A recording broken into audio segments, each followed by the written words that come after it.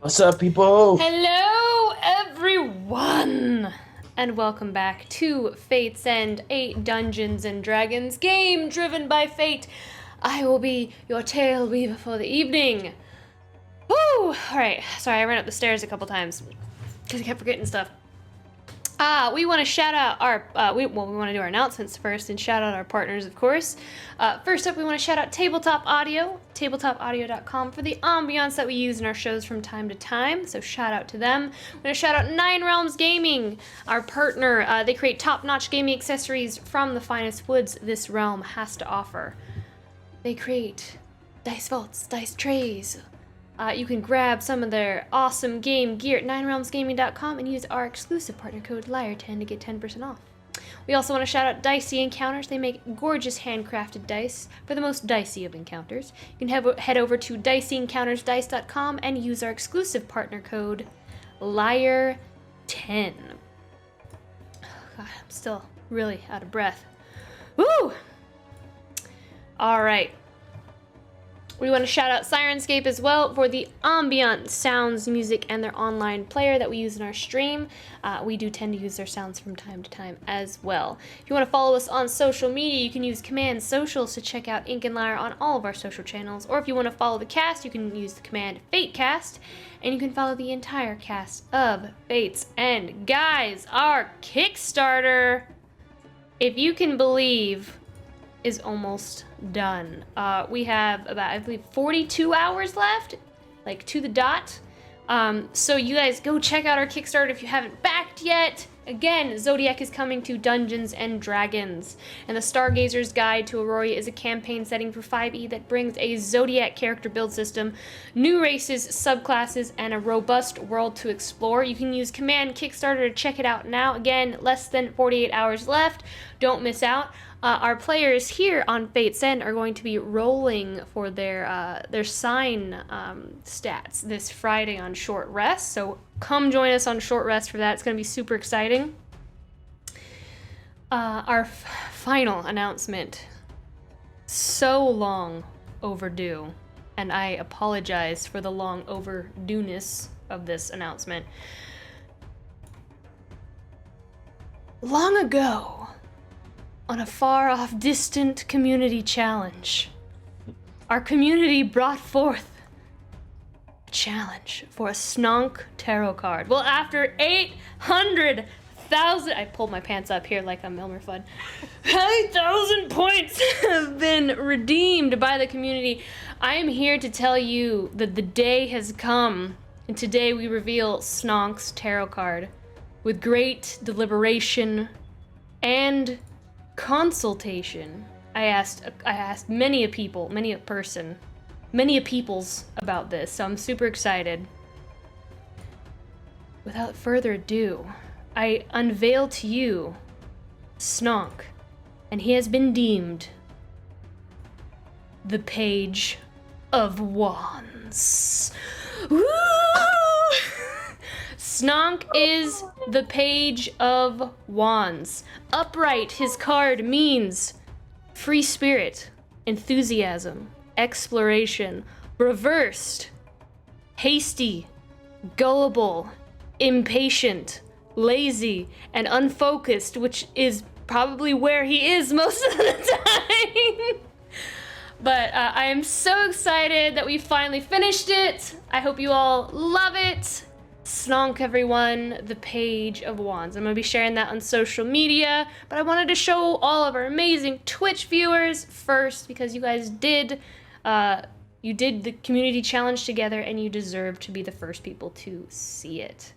So that means... I'm going to be so rude right here, but I'm so impressed that you made an adult pig look cute. That is a cute pig, and I don't know how you did it. His curly little tail. Oh, Floppy ears. The good berries. Thank you. Thank you. So yes, his main goal, he is going up to get him some good berries. He's leaning up and he's trying to eat the berries off the tree. So I hope you guys enjoyed that. Whew, without further ado, outside of that, tonight, the entire party, for the first time ever, is going to be recapping that last episode, that epic Arc 3 finale for us. So with that being said, the time has come. Let's draw our cards for tonight's episode of Fate's End. For me, the plan was simple. Follow orders and don't let Uri's dad die. Simple. The day we left, there was an aura surrounding the rest of the party that I couldn't put my finger on. It felt like we might not come back. Based on Hennevy's reaction, I don't think I was very good about hiding my recognition from the others. Grabs you up in a big hug, and she says, "Please be careful. Please, come back." Urimir made me a present. It is so lovely. It was such a kind gesture. It's a very large hat. It's called a hat of disguise, I think. He's a very talented artificer, and it was so very kind of him to think of others, considering what we were about to do. Try it on. Yes, okay. Put the big hat on. Is it, it's okay? Yeah, he'll kind of adjust it for you. He'll help you adjust it a little bit. I asked Hennevy to watch after Snonk while we were rescuing Uri's dad. She vowed she'd protect him with her life. Also, Snonk told me that he loved me. That's the first time he's ever said that. Of course I promised him I'd return tomorrow, and that I'd leave some books open for him to read. Gosh, he's the best. I love that piglet. And I don't really want to bring Snonk with us, and I was wondering if maybe you could watch him while we're gone. Before we left the hideout, I also made sure to take care of something else. Luden's been acting really weird around Hennevy lately, and I think he likes her. And because Luden is my friend, I wanted to help him out. I took it upon myself to ask her out on a date for him. You did what? After we're done here with everything. And it would be really cool. I mean, you don't have to, but it would be really cool if maybe you'd ask Luden to go with you when we go. Well, yeah, after the mission, of course. And she agreed to go to the circus with you. Isn't that great, Luden? Then I swear to God. I think you mean thank you. You're welcome. I am so excited to go to the circus after all this. Then we were off. I know I'm not saying much, but I couldn't know the plan. And all I knew was that everything needed to be simple. I had to take matters into my own hands this time. We needed contingencies and a distraction. So I went to speak with the Shadow Man at the circus. We bought a whole spectacle of misdirection for just 125 gold. You make a very intriguing proposition. But I must say, I would be remiss if I didn't extend a request of patronage. We could only hope it would be enough. We talk of armies and odds, and 6 against all of Hush's numbers is hardly inspiring. But this is a bet we cannot lose. We fought the likes of bandits, monsters, and the Seven. We won't lose today. By the time we reached the secret entrance to Hush's lair, I was afraid. I was blind and had no idea what we were walking into. None of us did. But we kept on. We came across the hidden entrance written on the map. And you look and you find this small, almost like golf ball sized stone with a rune carved into it. It's a symbol I recognized, one familiar to where I came from. A prayer to the old god Vera. When I spoke it, the rune glowed. The rock jumped from the wall and the door opened. As the rock floated, it opened up a pathway for us to take, the tunnel closing behind us. Eventually, we were led to a pedestal with different colored rocks, a puzzle about old gods and humanity and the balance required between them. It was all very confusing, as puzzles usually are to me, but Samson barely glanced at it and knew the answer. I've got it. Dan, you done? I think. I don't know if I'm you're done. doing the same thing I am. I think I'm done. How are you so smart, Samson? That's very kind of you to ask. But it's just years of experience, Finn. Years and years and years and years of experience. From the moment we entered the hideout, all hell broke loose. I didn't need a plan to know that it was my job to get everyone in stealthily. With a little magic and some eavesdropping, we came in more silent than ever. But it didn't take long before we were being approached from all sides. As we We're going to move towards the Wait. supply chamber, which is what we previously talked Yes, about. because we can't go near the kitchens. What did it change? Is anything closer to us now than it was before? Okay. I don't think so. Right? No. No, it's still the kitchens right now. Okay. I push Finn forward. You push I Finn push forward. As you into begin, the supply. you begin into the supply chamber. you begin pushing Finn towards the supply, and Finn, you immediately feel something coming from the supply, like a ping instead now. I don't think we should go this way anymore. Once I saw Micah and crew walking around on high alert, I knew we weren't sneaking out. And if you can't sneak out, I thought it'd be best to trap as many as we could in here, or at least separate them from us. I can try something real quick. Another distraction. No time! Come on, now! 3 minutes! I'll go now. Okay. Okay. I wanted to wait to use this, but it seemed like this was the best time. With the help of the dust of disappearance, we had 4 minutes of invisibility. 4 minutes to find Uri's dad. And we did. But we also found something else. We slipped past the guards and into the workshop, which was more of a prison cell. Samson's brilliant distraction made getting through the hideout much easier. And that's when I saw Micah, or rather, who he had become. Sitting on a chair, looking forward, turning a dagger to and fro in hand between his fingers, is a familiar face, but not as you remember. You all see this roguishly handsome Fire Genasi. His infectious smile is gone. Micah, I'm not asking anymore. This was not the Micah I knew. My father has nothing to do with this. Not my friend. It's me you want, isn't it? My brother. Your father has everything to do with this.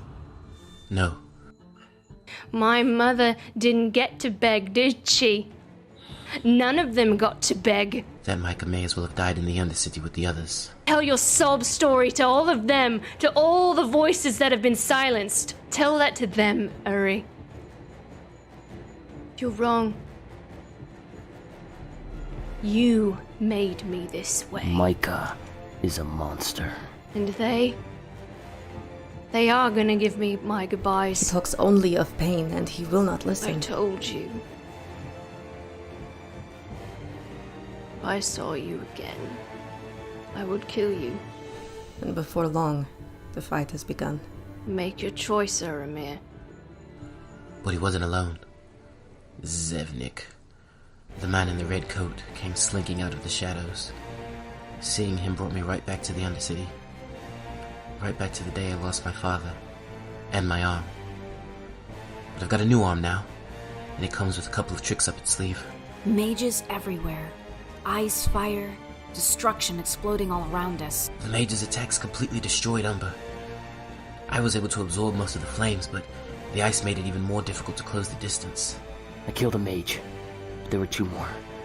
I was hit with fire, then ice, then more fire. Going to pull back his fangs and just bite into your dad and just rip out the jugular. Micah said that I would know how it felt to lose everything. But I didn't think he'd actually do it. Through the smoke, I could only see my father lying on the ground, with Micah standing over him, holding a chunk of his throat. And he was smiling. Uri's father was dying. He was smiling when he drew another dagger and hurled it into my father's chest. Micah is going to look down at your father, who is struggling to breathe.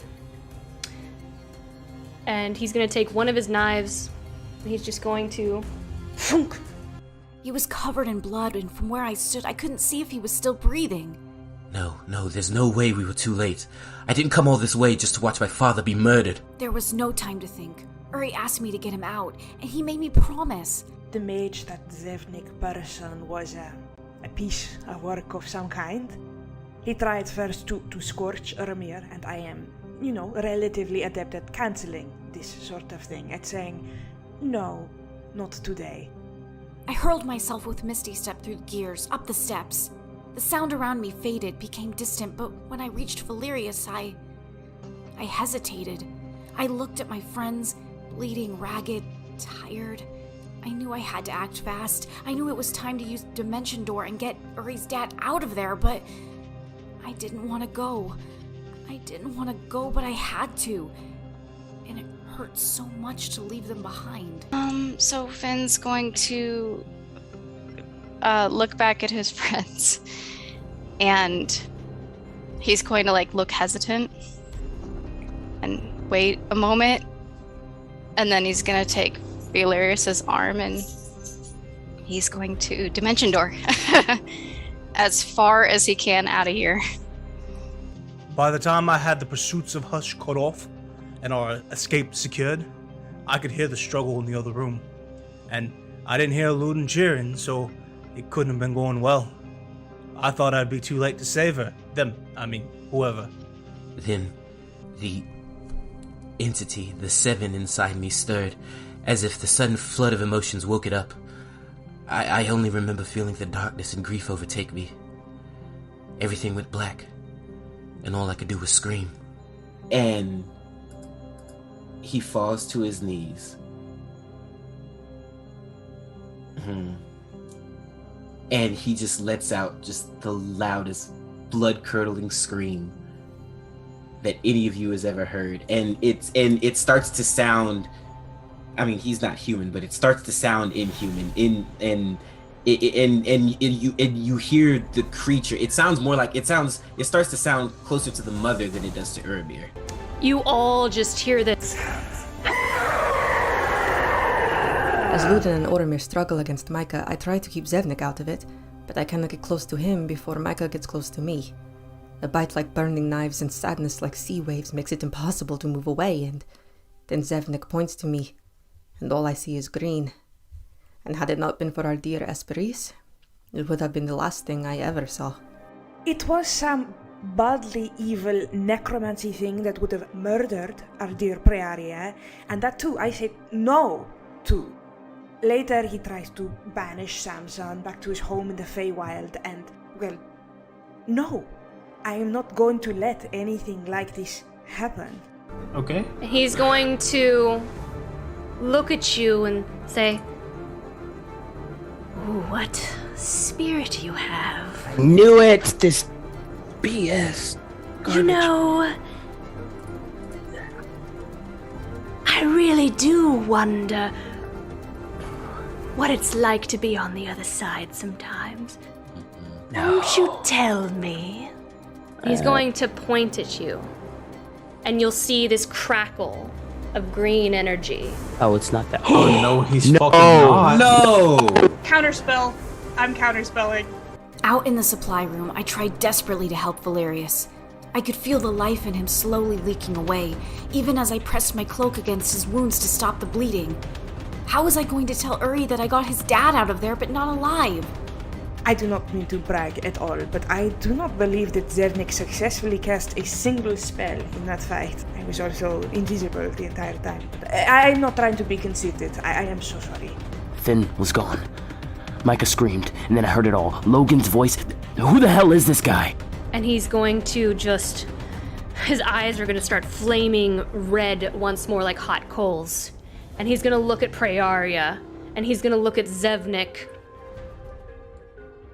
and he's going to just scream at the top of his lungs, and he's going to shout, "You're gonna feel my pain! You're gonna know what it's like to suffer! You're gonna know what it's like to lose someone!" I managed to get to Samson and defibrillate him back to life while providing some cover fire. Even as the crossbow bolts hit, Micah hardly seemed to notice. Hits. And I am going to use one of my artificer abilities called Arcane Jolt. Once per turn, when I hit a target with a magic weapon attack, or my steel defender hits a target, which, he's dead right now, I can choose to either deliver an extra 2d6 force damage or restore 2d6 hit points to a creature or object within 30 feet of the target. So I'm going to heal Samson for 2d6. Things seem dark indeed, and our party is still divided. But I have more tricks up my sleeves than I used to. And then I use my action to turn into King Kong. I was almost down. Then I'm still bleeding profusely. Micah hurt him so badly, I don't know if my training and surgery could have helped.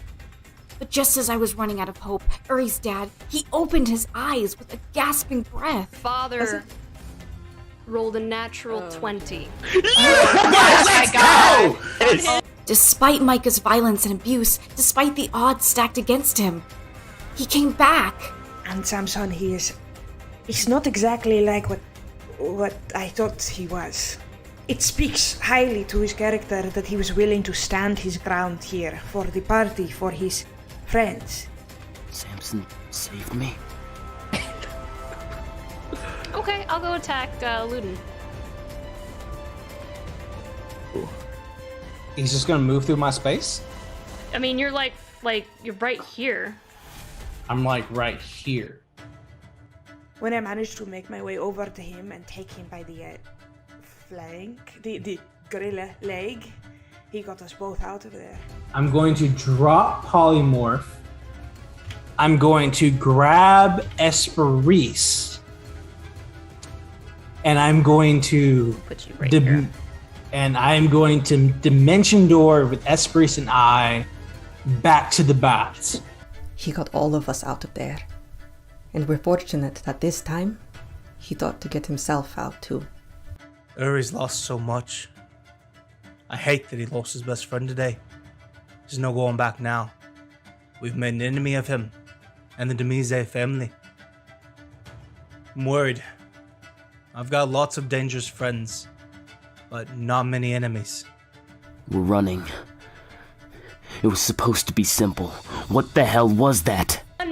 Running, Finn, you see Urimir running, well actually you don't see Urimir running towards you as he goes invisible. I guess you would see him go invisible, and he's running towards you. You see Micah just coals, like he looks like black, he looks like a, Ghost Rider with just flames just kind of coming out of his eyes and like his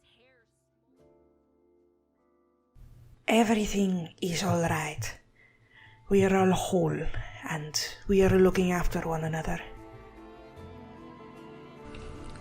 Without Ludin, we never would have made it inside undetected. Without Finn, my father would be dead. Without Samson, we never would have made it out alive. Without Esperise, Zevnik may have cast a spell and who knows what would have happened. Without Praeria, Micah surely would have killed us all along with my father. You know, there were times when I thought I'd never have a family again. But it seems I found a new family. And I'm going to do everything in my power to protect them. You forget. You forget that I know what you're afraid of. You forget that I know your weaknesses. You forget that I have spent every waking moment by your side, and I know everything about you. I know the kind of steps you'll take. I know the kind of places you'll go.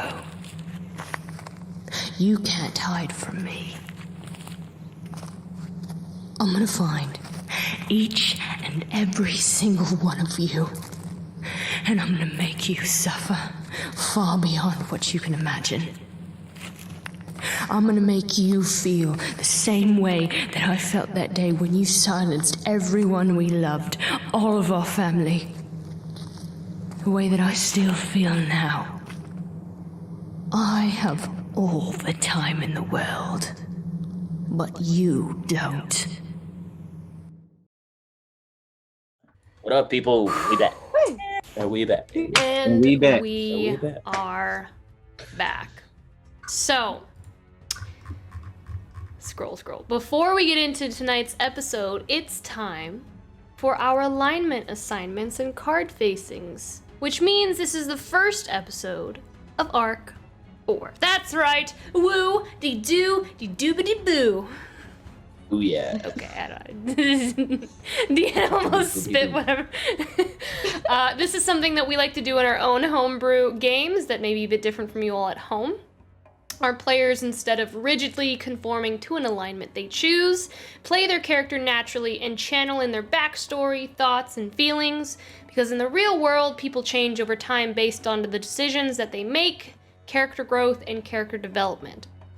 Therefore, at the end of each story arc, I assign them an alignment assignment based on how I feel each player is playing their character. It's not rigid in any way, and they aren't forced to play that alignment moving forward. It's simply a fun kind of outsider opinion that I give my players. So let's get started real quick. Let's get through this. Finali, we'll start with you. In the past, Finali has made many decisions in line with the law and strives to be truthful. We saw this a lot in Arc 1 of our tale, and he was deemed lawful good. In Arc 2, with his shift to lawful neutral. Another shift has been made again. We saw Finali lie to the party and meet with Cyprian behind their backs. We saw Finn sneak into Eula's room, tainting her hair, shampoo, oil, which made all of Eula's hair fall out. We also saw Finali influence Esperis with trickery and pranks. He may forgive an evil person if he thinks that person has reformed, and a similar thought is that with Cyprian. Therefore, I believed he has shifted from lawful neutral and is now neutral good. Okay. In regards to his tarot card, I believe he is still upright, hopeful, optimistic, and viewing the world and the events around him with clarity. Urimir. You continue to care nothing for laws and principles. You abide by your own sense of justice. You continue to live by your own ethics and philosophy, but even you don't always abide by them. You are charitable. You artifice gifts for the other people in the group and those that you care about. And you cast judgment on those even before you know the story in its entirety.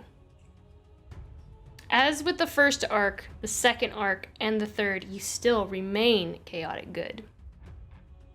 In regards to your tarot card, you remain upright. You continue to be chased by fear from your past decisions, and it shapes every decision you have made going forward. You walk on eggshells. You're paranoid. You find no peace in anything that you do. In fact, you may never. You continue to rely on your intuition and gut feeling more so ever than before. Yep. Samson. Samson may seem self-centered and uncaring at times. Living as long as he has creates a still mind. He's not prone to emotion like that of mortals. However, he will do anything for the greater good, like standing by Prayaria's side and seeing her sit upon the gloaming court's throne. Samson lied to the party, didn't tell the group he spoke to Cyprian, and kept all the information Cyprian gave him to himself. He very quickly takes a stance and doesn't hesitate even in the heat of battle.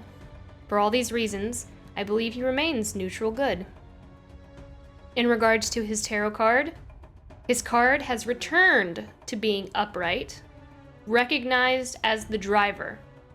He has regained control of the group and the party goals, in meaning he's regained willpower, ambition, and unity of the group as a whole. I speak to his willpower, control, force, and adrenaline specifically in the final battle of the last arc. For with willpower and determination, you can move mountains, but in this case, it was one badass gorilla with steadfast rolls that allowed everyone to escape that fight safely.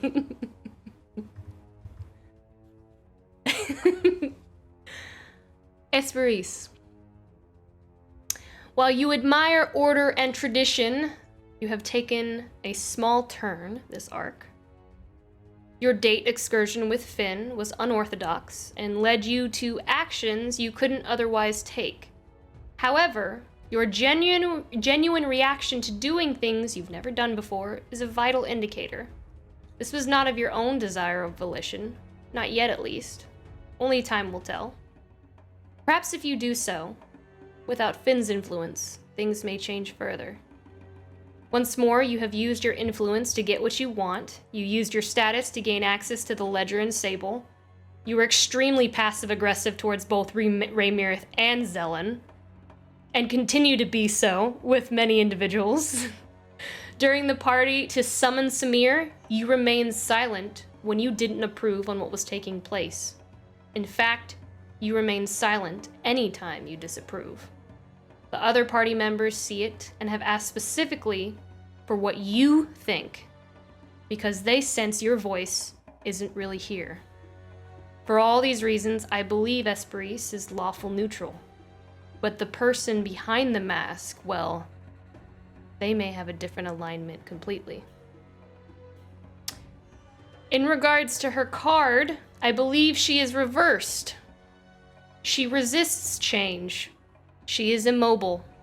When facing the face shard and facing what she clung to at the Living Terrace, she resisted it all. It is not enough to shed light on what is hidden. Our reminders, our past, our problems, what constrains us. Acknowledgement is not enough. That is you, Esperis.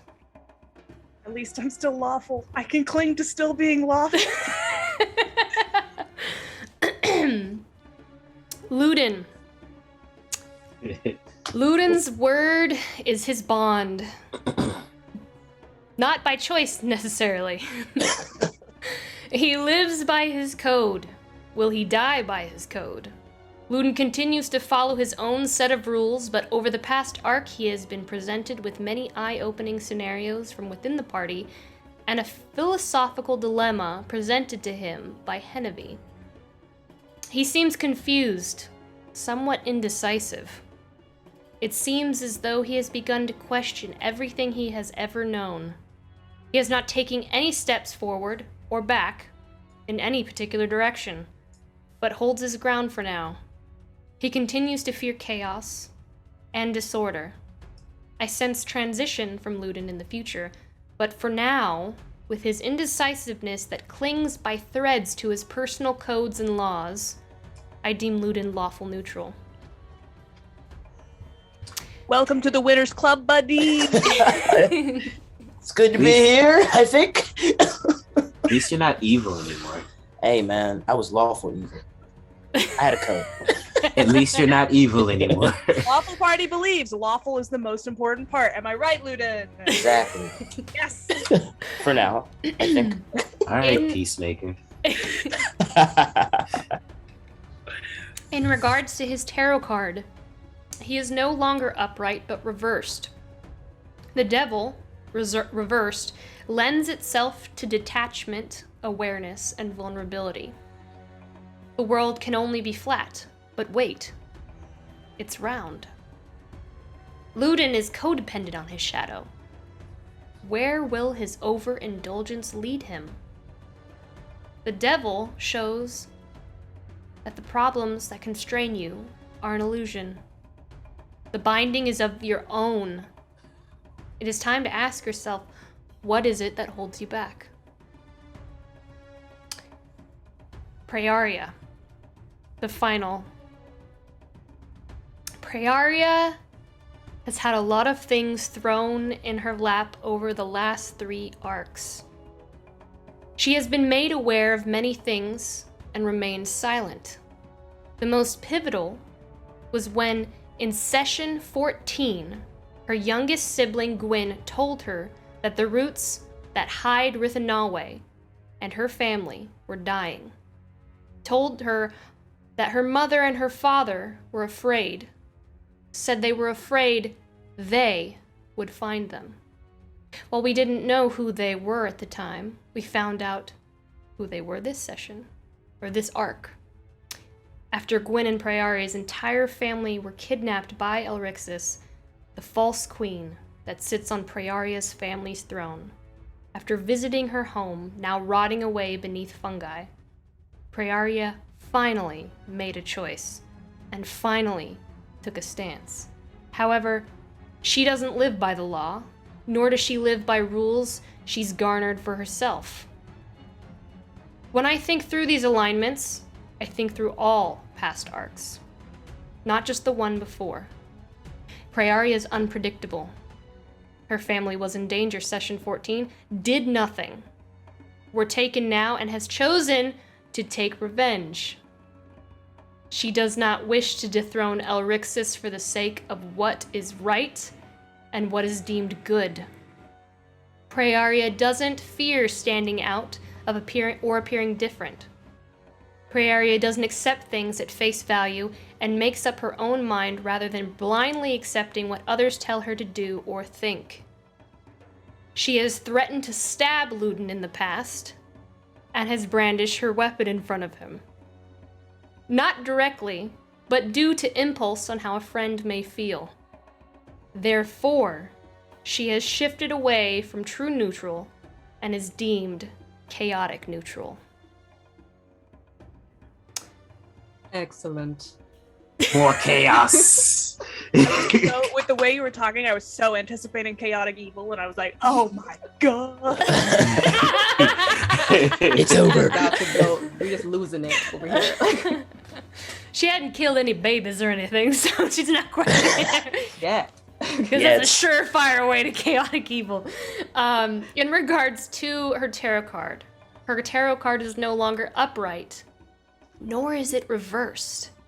It sits horizontal, unpredictable. She is like the wind, taken wherever she sees fit. And those are your card facings and your alignment assignments as we begin Arc 4 of Fate's End. Happy birthday, everyone. That was awesome. Thank you, Lauren. Yes. Oh my goodness. Well, here we go again. Well done. Well done. Let's jump back in to the moment. As we shift back over. As the rocks tumble down into place and the gateway is sealed, Micah still heard banging and screaming from the other side. Urimir, your father limps over to you. Covered in blood, the healing spell has sealed many of his wounds, and the thick scars at his neck begin to form as, I believe it's Finlai casts mass healing word. Yes. Tears streaming down his face. You see one of his hands is wrapped in cloth, and he brings it to your cheek and just pulls you into a hug and begins to cry. He just whispers, "Son," in your ear, and pulls you into an even tighter hug.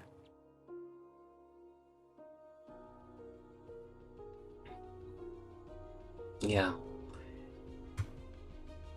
Urimir's kind of lost for words. He just hugs him back tight. Starts crying as well. And just absorbs this moment that he's been waiting for. And it's kind of cut short because he still hears all of the commotion and he still hears Micah in the background. So he's like, he says, we have a place, a safe place. Let's get you out of here. Can you walk? Can you walk? Are you okay? I didn't know who you were asking. He just kind of like nods and he goes, "Yes, I can walk." Come here, and I'll put his arm around my shoulder and kind of help him along. He grabs onto you. Remember your good berries. I mean, can you walk fast? No. Turn into a horse. Okay, I'm gonna turn into a horse. I'm gonna turn into a horse and we'll give him a ride. Okay. Yeah. Who That else works is too. most wounded? Like, is anyone at like 15 or something? I'm close, but if that's the case, Luden wouldn't have given him those good berries since Finn cast that, and he's gonna, and I'll get back up to where I need to be. I'm pretty good. I could How much do we get? 15. I'm less than half. We all got 15. Oh, wait. No, No, I'm straight up- 22. I'm not doing anything mechanically helpful. I am helping the most injured person onto Samson's back. And if no one is currently losing any limbs, I'm going to help Prayaria up there. Yeah. Maybe pass her cure wounds, but I only got first levels left, you guys. That's completely fine. Wait, I 'cause think I'm I have a potion. I'm gonna drink my potion. I was about to say, y'all, good berries only last 24 hours, so you might as well eat them. Okay, and I did heal everybody for 22, so. Oh, jeez. Luda's looking great. Yeah, no, it's almost. listen. Wait, you healed everyone for 22? Yes, my mass heat cure wounds. I must not have added it. He's 'cause running and like saying, He just did it right there. or he's like Okay. running and touching.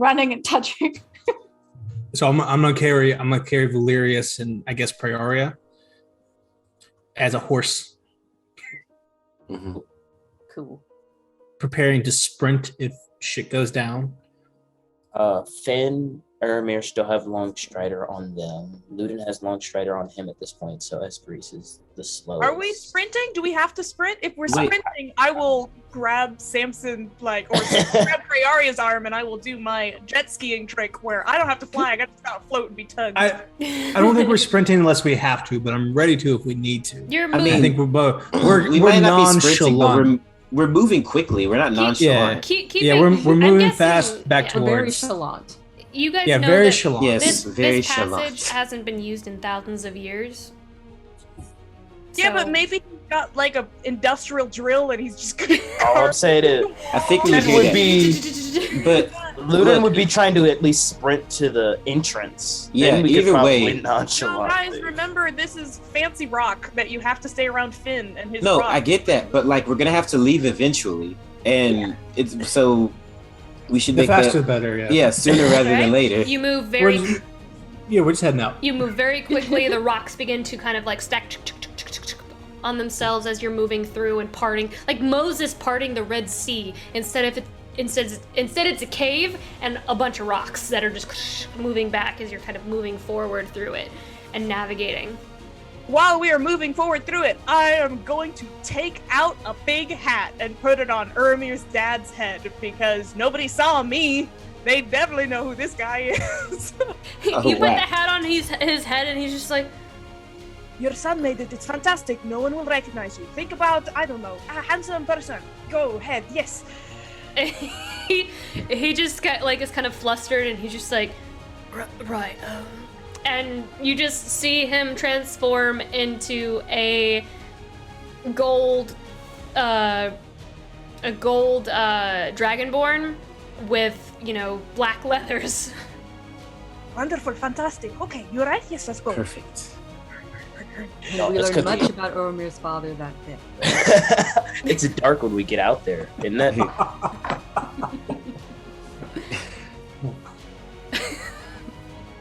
And you're moving. Great. Let's move past this.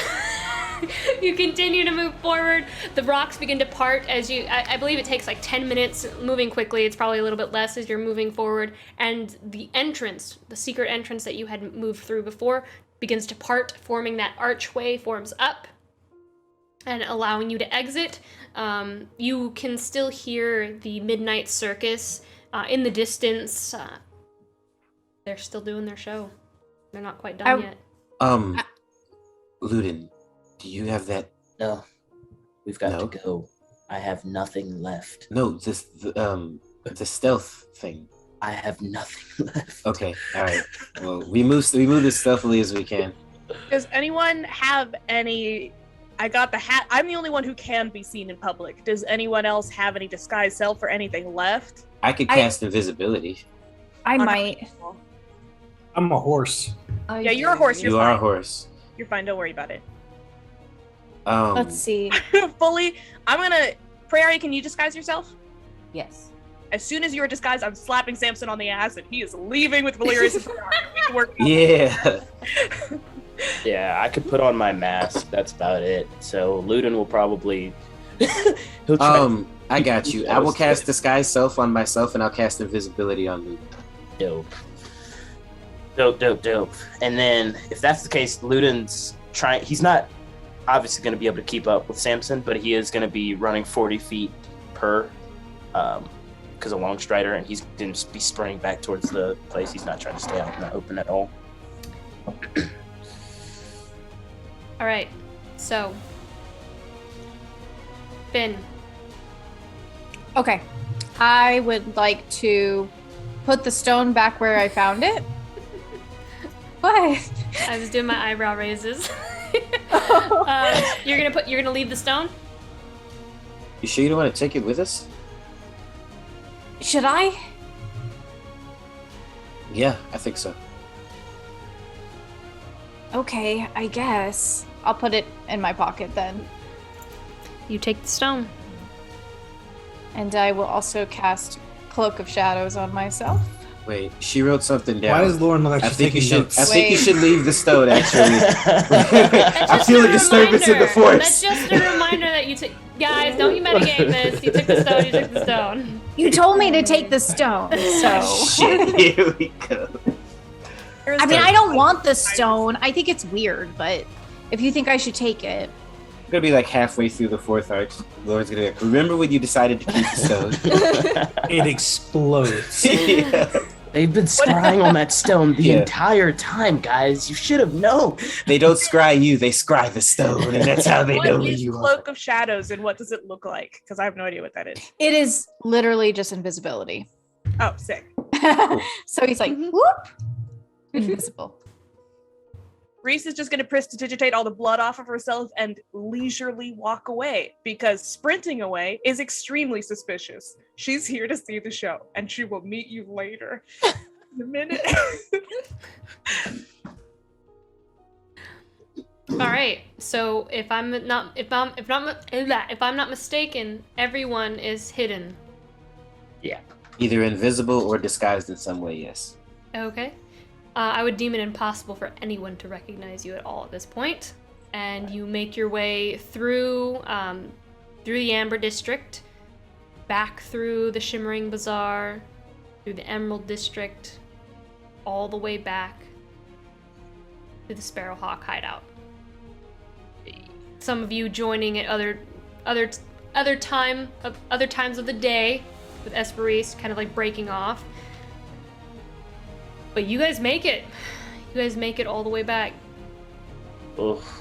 If we're the first ones back, when I arrive as a horse, Samson with Valerius and Priaria,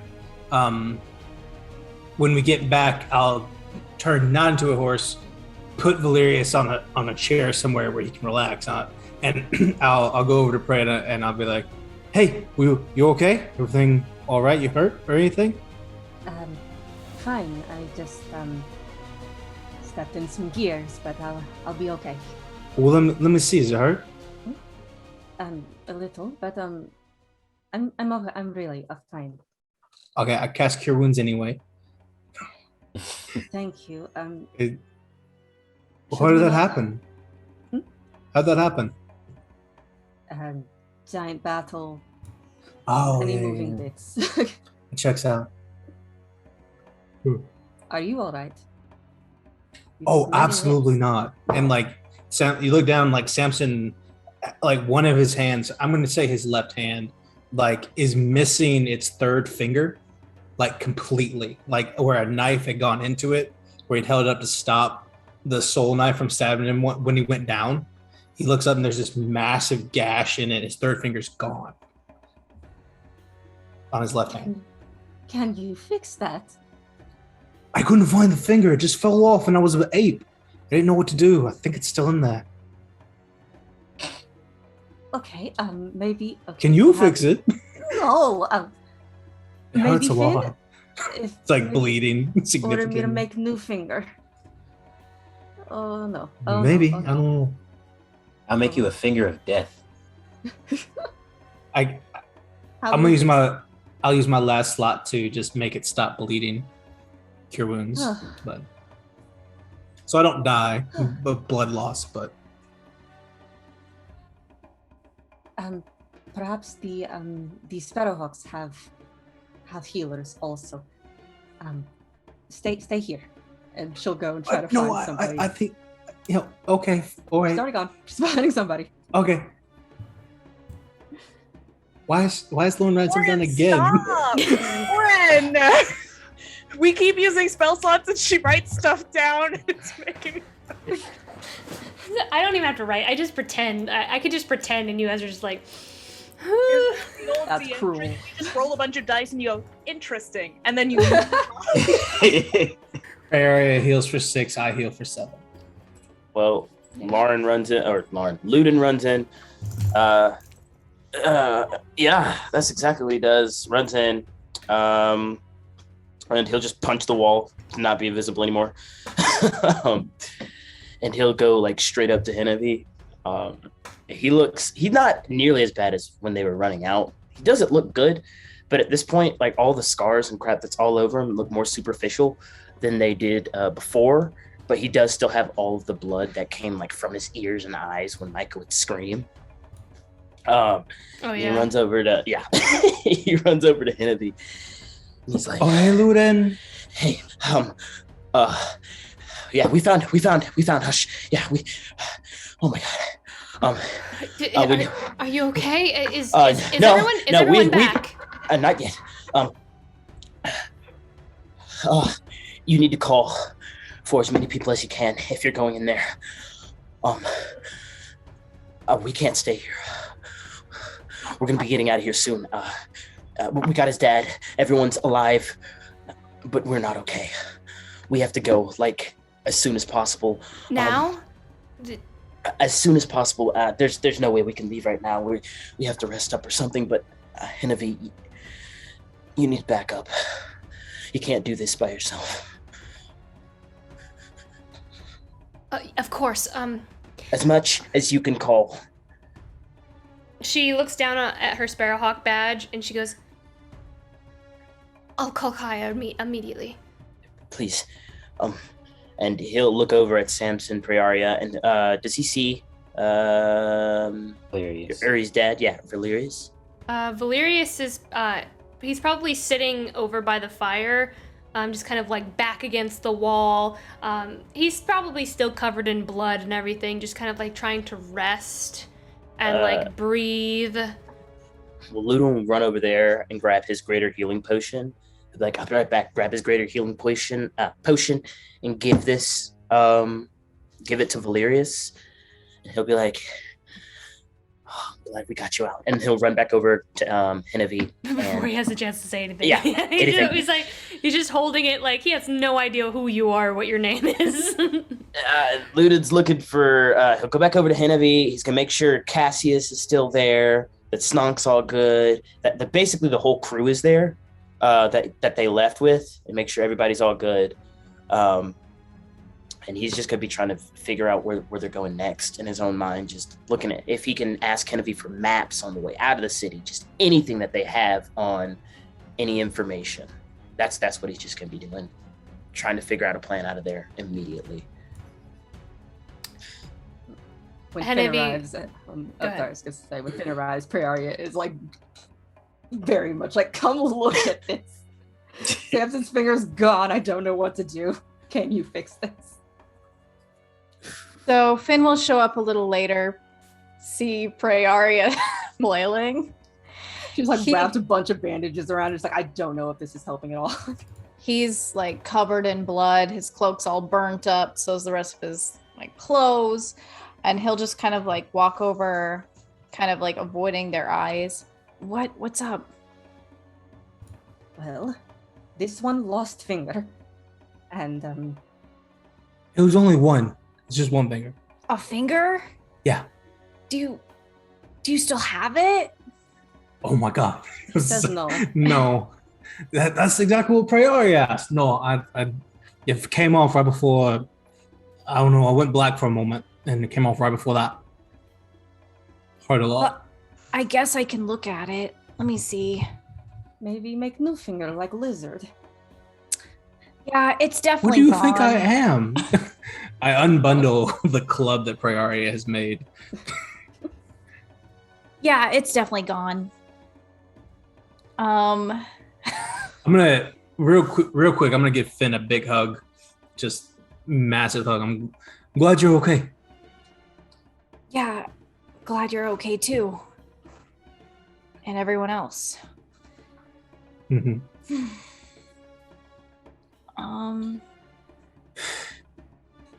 They don't teach you how to regrow fingers, do they? Well, I learned about cauterizing. I don't know if we have to do that just yet.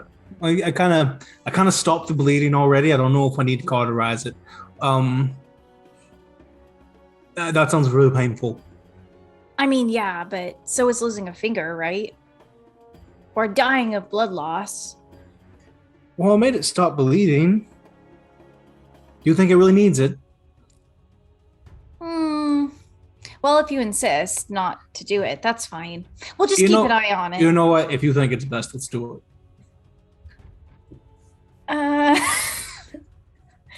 I mean, I think it'll be okay. Okay. Let's just keep an eye on it. Boy. Thank you, Finn. There's a relief on Samson's face.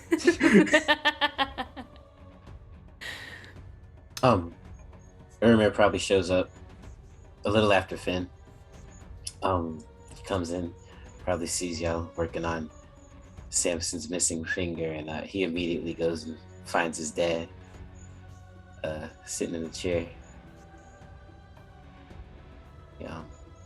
He just runs up to him. He goes, "Dad." And he'll immediately go and start trying to tend to any remaining wounds that he may have. Like, "Are you okay? Your horns. I'm sorry I wasn't there sooner." I'm okay. I can take a few punches. And a few missing pieces as well. But it's okay. There's no need to fuss about me. I can make you some new ones. How'd you find me?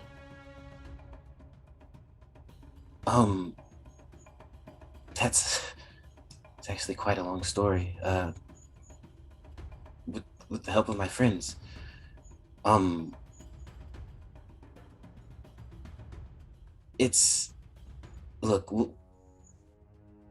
Yeah, that's a very long story, Dad. A lot's happened, and I'm just glad to have you back. He kind of give him another hug. Yeah, he just immediately grabs you up in a hug, and he just kind of says, I don't know how you found me, but I am so proud of you, Urimir.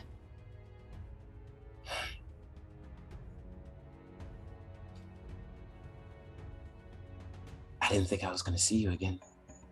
After we lost Mom. Oh my God.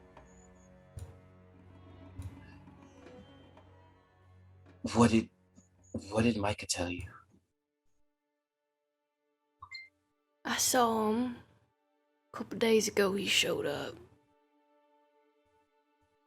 Completely different person. I admit I was confused and relieved to see him again. I was relieved because he's the first person I recognized from home that I hadn't seen in so long, and I'd been here months. I lost track of time, lost track of the days. I don't really know how long I've been down in this hole.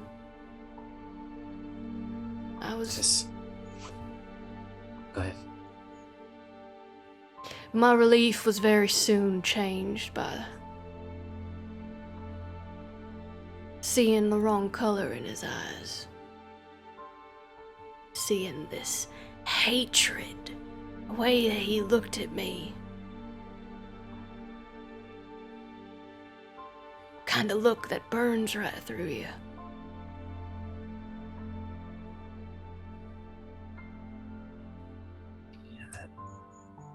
He didn't come to see me or speak with me. He just sat there, glaring at me. Anytime I'd try to go, the mages would pull me back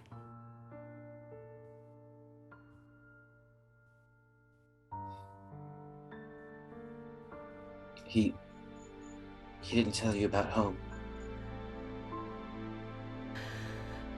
No, he didn't. He kind of looks a little somber.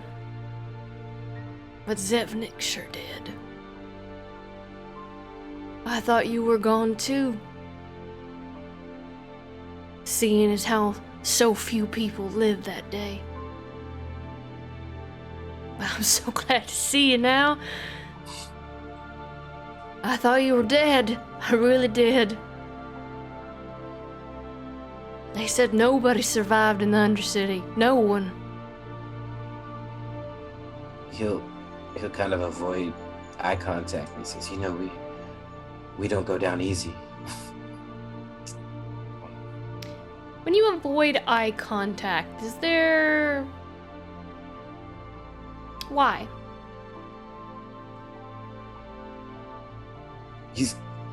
Are you doing something that your father would very easily take note of? Cracking a joke when something is clearly wrong? Because that's what it sounds like. He'd probably know.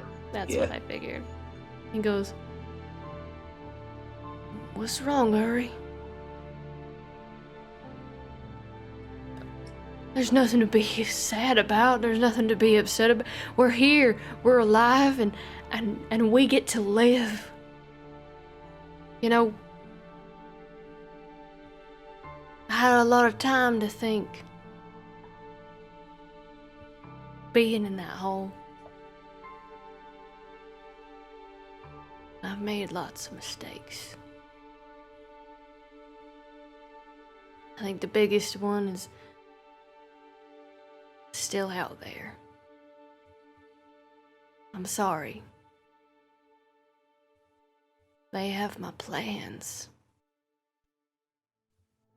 They tortured me and forced me to twist my masterwork into the abomination that it is now. And I wasn't strong enough. I left my original plans with you, and I knew that you would keep them safe. And I knew, regardless of whether you're alive or dead, that your mother was still protecting you to this day. And he just kind of like puts a hand on your shoulder and just kind of like runs his fingers down the cloak that your mother made for you. That only delayed her progress. Mother Demise, that is. Even now, though I'm not going to be there to complete those mirrors, she'll find another. We've only delayed her. But that's nothing. We gotta live in this moment, right here and right now. And there's nothing to be upset about, so you shouldn't be upset either.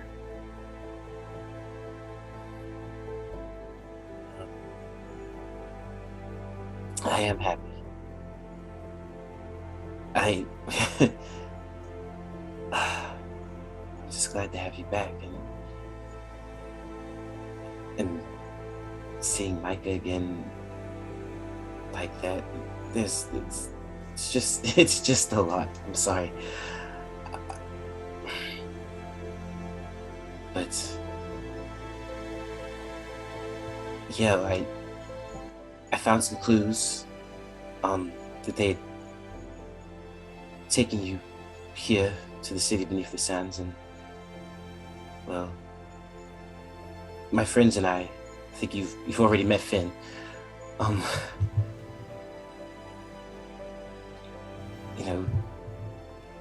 Traveled like halfway around the world to get you. And he'll kind of put his hands on it. He put a hand on his chest as he feels like the remnants of the seven kind of slither around underneath his shirt and say,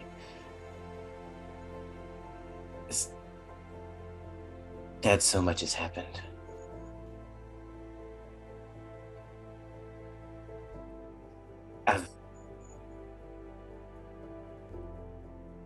I've made a lot of decisions too. See.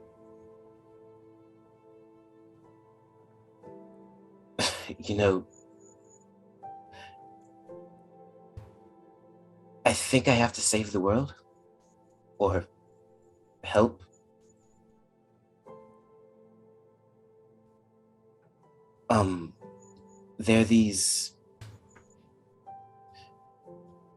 There are 7 creatures, the plague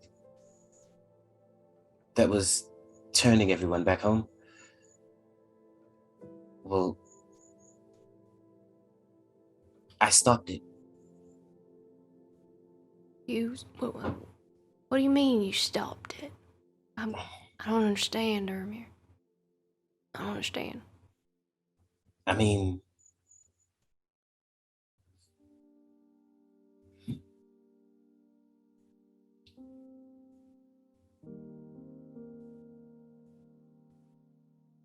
there was a creature, and its larvae is what was infecting everyone. You remember Crick? I remember Crick. Yes, he was investigating everything, and these larvae, they were what were making everyone sick, and it was getting worse. And even after you left, so many people were infected, and I met Revenir Thorn. Did you really? Yeah. Was she as nice as they say? She's one of the nicest people I ever met. She was a light. And I heard she's gone now, too. But it's amazing that you got to meet her. yeah, she wanted to help us. Like, all of us back home. And she chose me and a few others to try to help her with that task. Anyway, we found the creature that was poisoning everyone.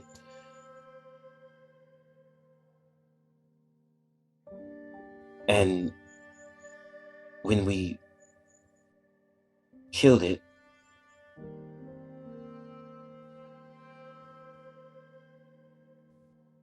well, it took everyone who was infected with it. He just kind of looks at you really sad, and he goes, "That is a very, very heavy burden, I'm sure, son." I didn't know that. I didn't know how many people were. You didn't know that everyone was gonna die, Urimir. No, I didn't. I thought I was doing the right thing. I was just trying to help.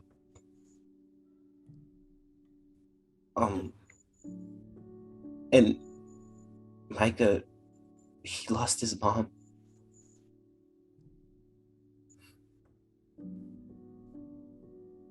And I tried to explain it to him. I tried to tell him, but he wouldn't listen. And now he's this. And maybe I should have stayed. Maybe I should have fought harder to get him to come with me. He wouldn't come with me.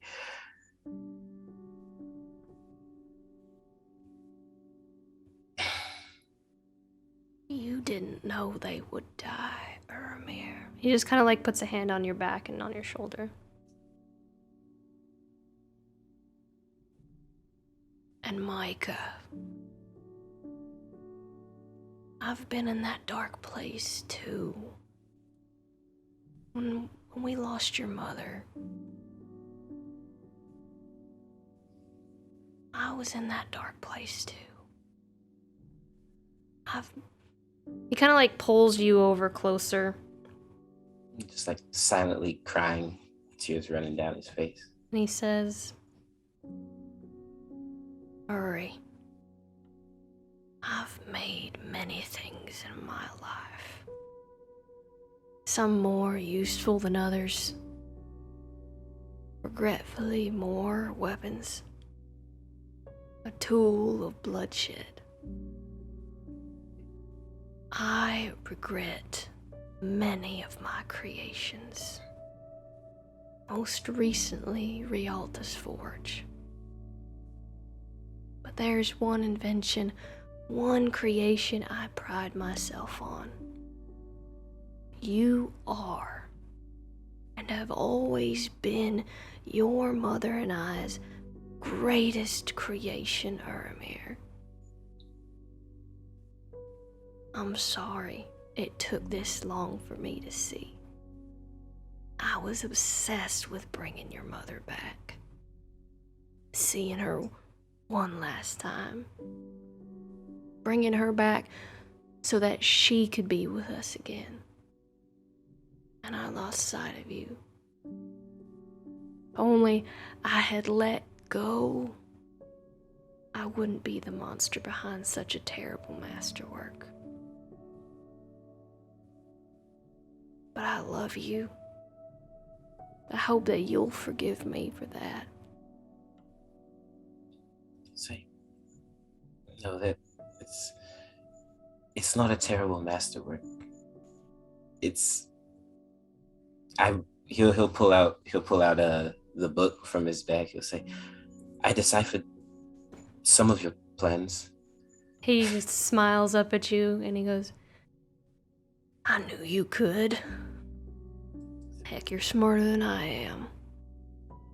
Once you're my age, you'll be twice as smart, maybe even 3 times as smarter than me.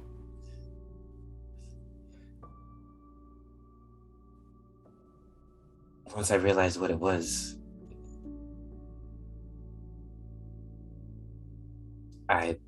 it all made sense. Look, after Mom died, we were both kind of lost.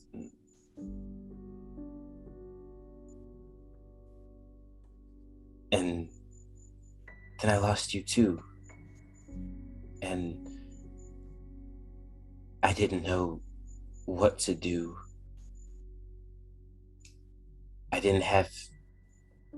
I was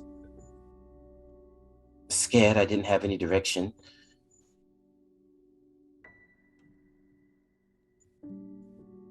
I had to make a lot of choices that they all didn't turn out the way they were supposed to. And the whole time I was just wishing that you were there to give me guidance. And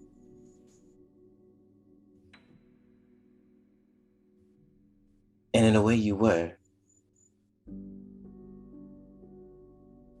He says, Mom's cloak, your looks, he'll hold up his arm. He says, even this.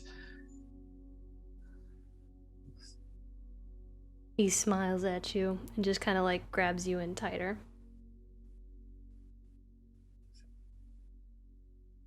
That's life.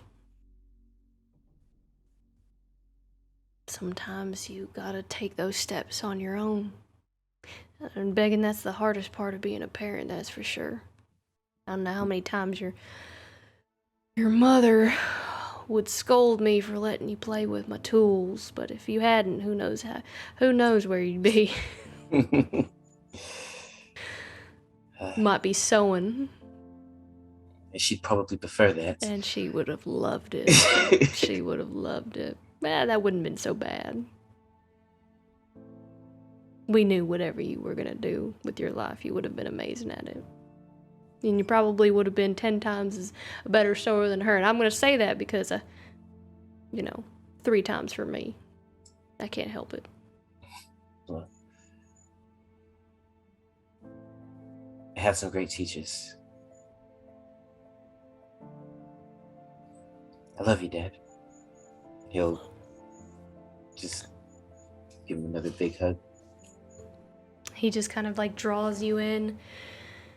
And he looks at your friends and he goes, I'm looking forward to meeting these people you've been traveling with. They look like good people. They're more than that. See, I'd probably still be sitting at the docks if it wasn't for these people. They remind me of home. He just kind of looks at you all misty-eyed, like, looks at them, and there's this understanding. And he looks back at you and he says, you know, there's a word for that, Urimir. It's okay to say it.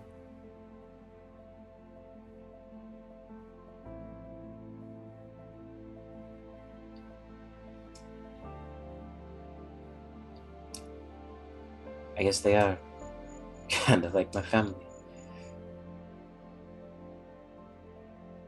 And he smiles at you, happy.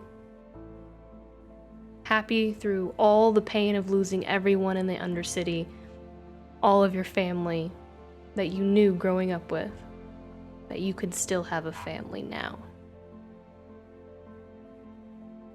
Seeing the smile on his dad's face, it's like he smiles, Urimir smiles back, like ear to ear, and it feels like a lot of the weight has been lifted off of his shoulders. He gives his dad another hug. It just kind of melts into him, like, and for a second he's like a kid again, and they're back home. He grabs you up and just kind of like it's adorable, like grabs your feet and just pulls you up over his lap and just kind of like leans back against the wall and just holds you there. Yeah. At this point, Esperis is there like a good 45 minutes after everyone else. And if it's all right with you, Lauren, I would have liked to have gotten takeout from the fondue restaurant and have a really massive amount of food that I'm bringing back to everybody. Yes, a celebration feast, as it were. You bring the Gouda of fondue. The Gouda fondue.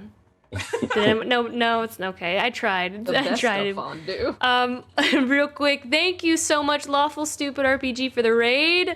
You came in right as we were having the reuniting of Urimir's father and him after. Is it 47 episodes? Is that how long? That's how long it's been. It's 47 episodes, and Urimir has been reunited with his father. I got my papa back, y'all. So it was a pretty big moment. Let me shout you guys out here. He only got his throat ripped out last episode, but he's good now. It's all good. It's fine. Everything's fine. Everything's fine. So thank you so much for that. And thank you for the bits from Elias Prime X. I was just catching up on what was happening here. All right. Esperis, you come back and you bring all the fondue. Just whatever it is that you'd like to bring that is cheese. I don't know how well you know cheese, but just go for it. Yeah. I get, you know, they've got like a Mediterranean style, let's say. They got their classic Swiss. We've got a little bit more, like, one has kind of like soy sauce on it, which is a weird choice, but like it's like a more, you know, Eastern inspired. I've just got a lot of cheese. I've got a couple bottles. There's Munster. Munster, yes, I know nothing about cheese. And essentially, I'm just coming in arms loaded and laying things out and checking in on everybody and making sure, right, everybody time to eat. Everybody gets their strength back. Yeah, like she's casting her eyes over to Urimir in the corner and then going, "Oh, that's private," and then moving back to the rest of you. Yeah, Ludin's probably not eating the cheese. He's definitely still over there with those maps, trying to get out of the city, and he looks determined. Does not look happy that we just got out of there. If Ludin is not at the fondue station, Samson doesn't eat food, so he's going to pat Esperis on the back and say, "Thank you for bringing this for everyone. That's awful nice of you." Esprit is gonna spin around and throw her arms around your neck and give you a hug, and then let go and collect herself, and then go back to the cheese. All right, yeah. Samson hugs Esprit's back, of course. All the hugs, and then we'll come back to that later. I'll go talk to Luden for a second, or I walk over to go talk to Luden in a moment after this scene is done. I supply cheese. I don't know if it has to be a scene. If you just all eat the cheese, I just want to make sure everyone's okay. You go talk to Luden? Yeah. Okay. Yeah. Go right ahead. I go over to Luden's at. I'm like, "Oi, what's going on?" We've got to get out of here. I agree. All right then. What do you think we should leave early in the morning? Yes. Let's dress up first. As soon as possible. I think if we can get to bed in the next hour, maybe 2, we should be able to get out before sunrise. And Luden will look up and look a little like almost like Sam's being really agreeable right now. But he's like, exactly. Go back down to the maps and just thinking about anything that could go wrong and how we can stay away from the Emerald District. Hey, I know you've been spending a lot of time with Hennedy, and I know these are kind of your people. Are you coming with us, or are you going to stay here? Samson, come on now. We talked about this. We did, yeah. And what are you going to do? Here. I'm here. I mean, we just... I would have thought the last things that we just did kind of proved that I was here for the long haul. I think it did too. And I don't know, maybe I was a little too quick to judge you. And so if you're coming with us, I'm glad. And yeah, maybe I was a little too fast. Maybe I didn't know you well enough. And I pat him on the back and I leave. Luden's stuck just like almost. Luden just has a aneurysm from that. He thinks he got hit too hard on the head. Like when he said I was wrong, like it was whoa. And he almost goes to follow Samson, but he's like, you know what? That's enough. We had our moment and we're done. We're gonna leave it there. He's going back to his maps and looking at everything, and we'll be chilling back on mission. Yeah. Before I come back to the fondue stand, I'm gonna inform Uri and his dad that we leave in the next 10 hours, and that they should get some rest as quickly as possible. And then I had it's purely informational. It's like, this is what needs to happen. Here's what's going on, and then I head back to the fondue place. Okay. Thank you, Geek Butts, for the raid of 4. Shout out to y'all with the pause and scene. Hello. Esprit is also going to inform anyone if they have any clothing that has been ruined or covered in blood. She's going to be staying up a little bit later and taking care of it. If there's anything that I can take care of, just leave it out here, and I will. You all get your rest. Yes. Thank you. Yeah. Finn. Everyone, we're leaving in the morning. He's going back down the stuff. Wait, what? Not paying attention. I sit down beside Finn, very, very carefully. Very comforting. What do you mean? What do you mean we're leaving in the morning? Luda's not paying attention. He's on his maps. Yeah. He's gonna let them deal with it. I'm back at the fondue place by now, and I'm like, looking at the squad. I'm like, I think we think it would be best if we got out of here as quickly as we can. The way we left Hush, they're probably going to be looking for us. If everyone's on board, I think we need to leave out as quickly as we can in the morning. Head maybe east. What's east? There's a- Acacia. Yeah, Acacia. But, I mean, Hush wouldn't just come out in the open or anything like that, right? Micah would. You really think so? I know he looks different, but if he's anything like the Micah I knew, then absolutely. He's probably out there right now looking for us. But the circus. I think if they know we're still here, or if they find us while we are, I think they'll follow us. And I don't know if we'll be able to get away from them. Hearing that, Urimir comes to a realization. He'll look at his dad and say, "Did they tattoo you?" No, I hadn't been tattooed or. They save that for the people in the organization. Okay. I'm more of a prisoner. But they do have some of my belongings, that's for sure. And he just kind of like puts his hand to his head and also over his eye, his left eye. Is he missing an eye? Yeah, he's missing both of his horns and an eye.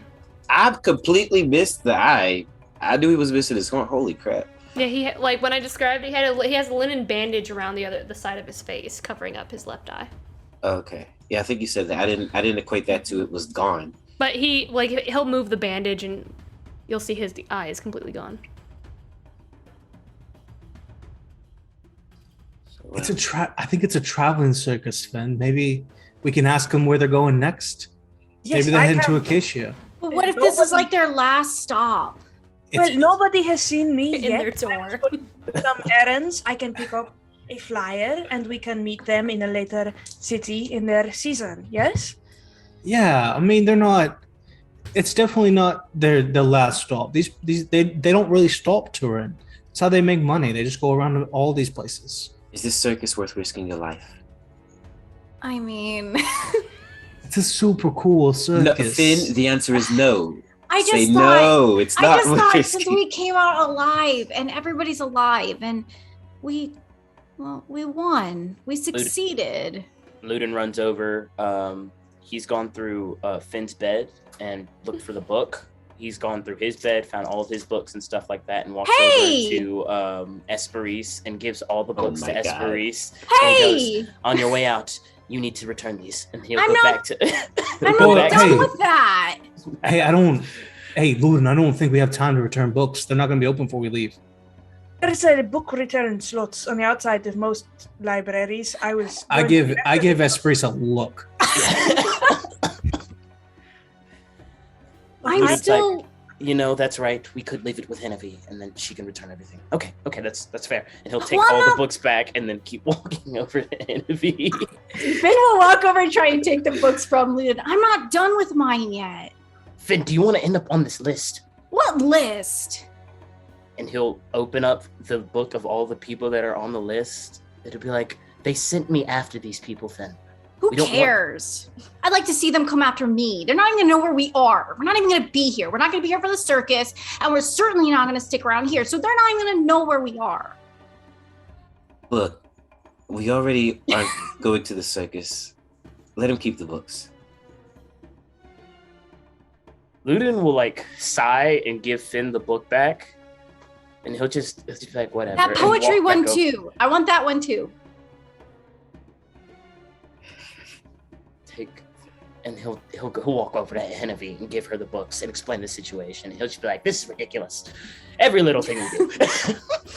Well, hey, Finn, we'll find out where their next stop is, and the next couple stops, and we'll catch them on another or later on in the tour. Yeah. You. And Go the ahead. gang never caught the fucking circus. Never again.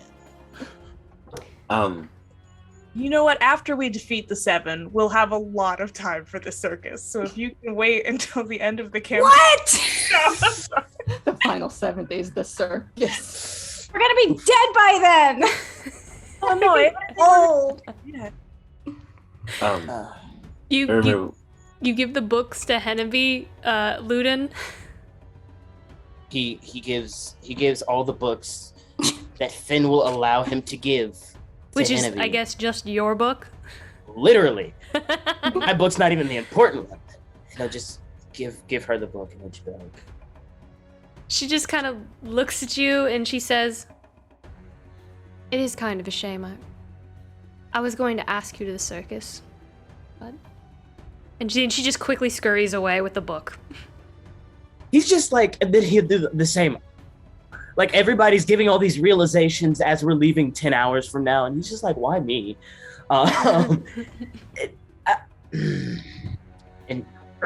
He'll go over and he'll be like, is there any like sending stone where we can talk after all this? I mean, we're leaving really quickly. I only have my one. Where are you going next? I'm stationed here for now. There's no way to contact. You can always I'll write find her a you. letter. You can always write letters to Sable and...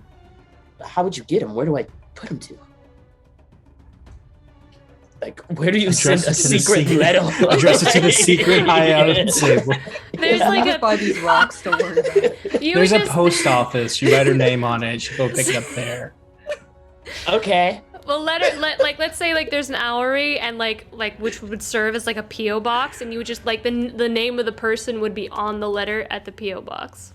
You just want to make sure that you don't put anything like. That's what I was saying. Private. I was like, it's not like private. Like I wouldn't put any like private information about missions and stuff in it. You know. He'd be like, okay, I'll write you. I want to learn more about your mother, and maybe I can give you some more information about my stepfather whenever we find him and stuff like that. But it sucks that we have to leave very early. It does, but I understand. It's a very tough situation that you all are in. Yeah. It's very eye-opening to see some of the enemies that we're facing. But the mission comes first, The right? mission comes first. The mission comes first. Yeah. I will see you when I see you. Good night. I might as well go chat with the party about tomorrow's plans. And I should check on the sparrowhawks up in the crow's nest, or not the crow's nest, the beds. that. Okay. Yeah, I will see you. And Just walks away. Walks back towards the group. And she just begins to ascend the ladder, or the staircase. He's gonna hold a bowl out to Ludin. Fondue? Ludin will drop like his like nervousness for just a second, take the fondue and just eat a little bit of out of the bowl. Are you just spooning fondue? You're not No, even using no bread, no cracker. bread. He's just straight cheese. Yeah.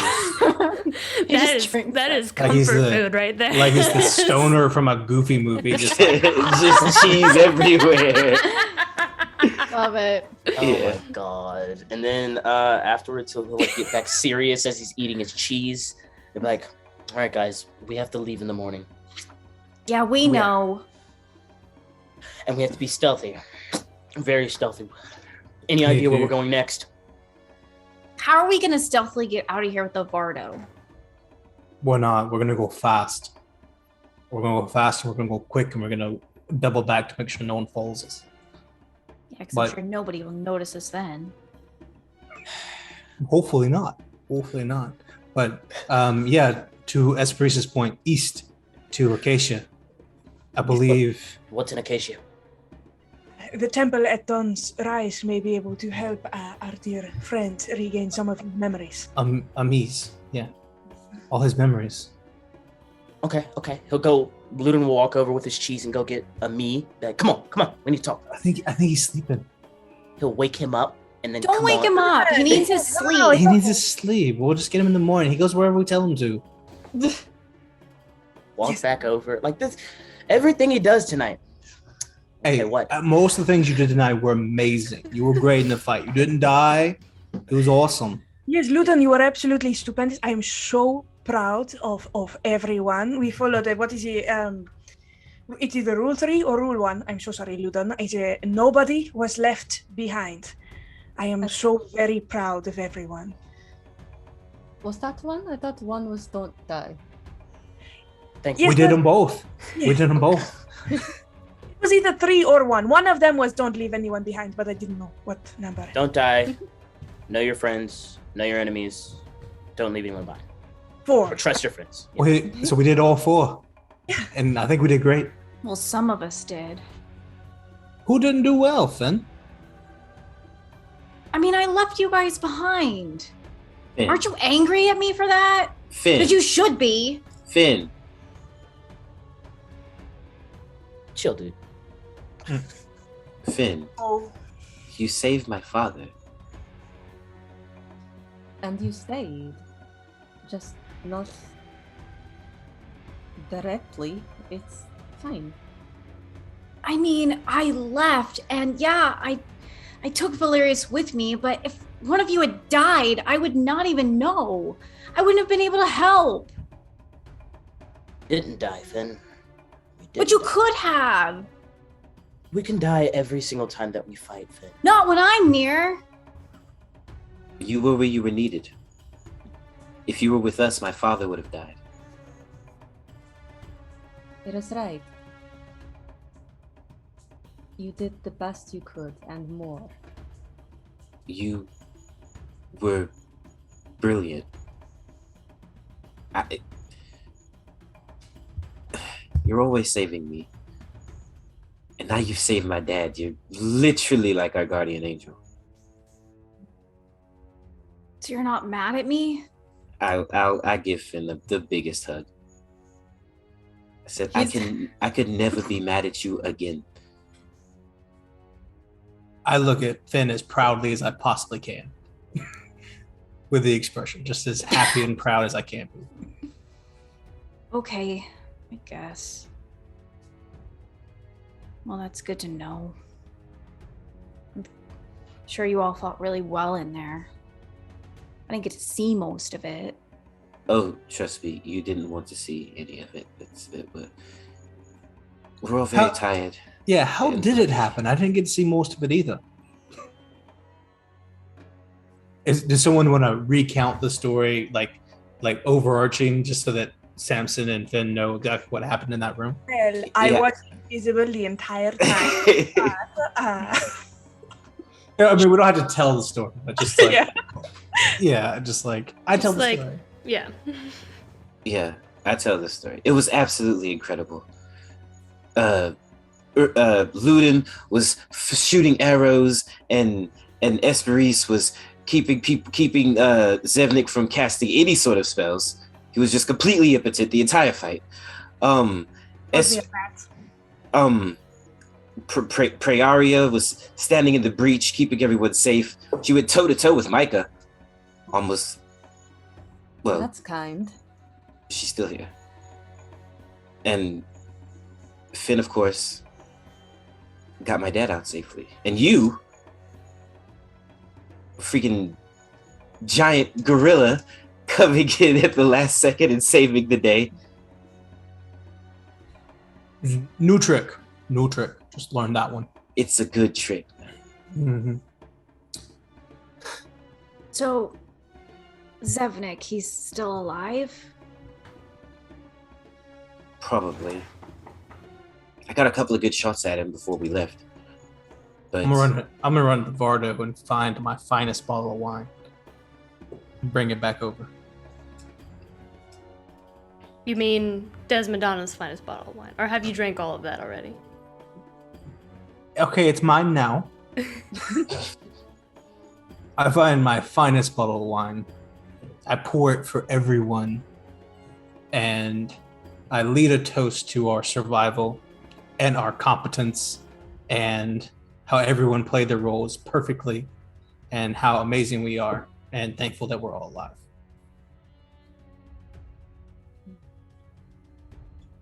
All right. Cheers. Finn. Ariel toast, but she doesn't drink. Yeah, neither does Lee. Finn, you're looking pretty sad right now. And upset, right? Yeah, I mean, he's feeling a little better, but yeah, not too much. Snonk trots up to you and just wee wee. Hi, Snonk. He just sits and is it a necklace? Yeah. He just looks at your necklace and stares at it. Hey, buddy, we came back. Snonk Snonk. I keep forgetting he's gone through puberty. Snonk happy. Snonk think hard. Volpa thinks Snonk hurt head. But Snonk stay away from wall. Snonk think. Snonk try. Snonk eat berries. Snonk always want berries. Berries are what Snonk like best. He kind of like shifts his little butt in the dirt. Snonk think. Food Hand say words to Snonk while Food Hand look at flat layered onion. Snonk don't know. But like when Food Hand talk to Snonk, Snonk think more. Snonk head hurt. Snonk sleep. Food Hand leave. When Food Hand leave, Snonk sad. Snonk think more. And Snonk know now.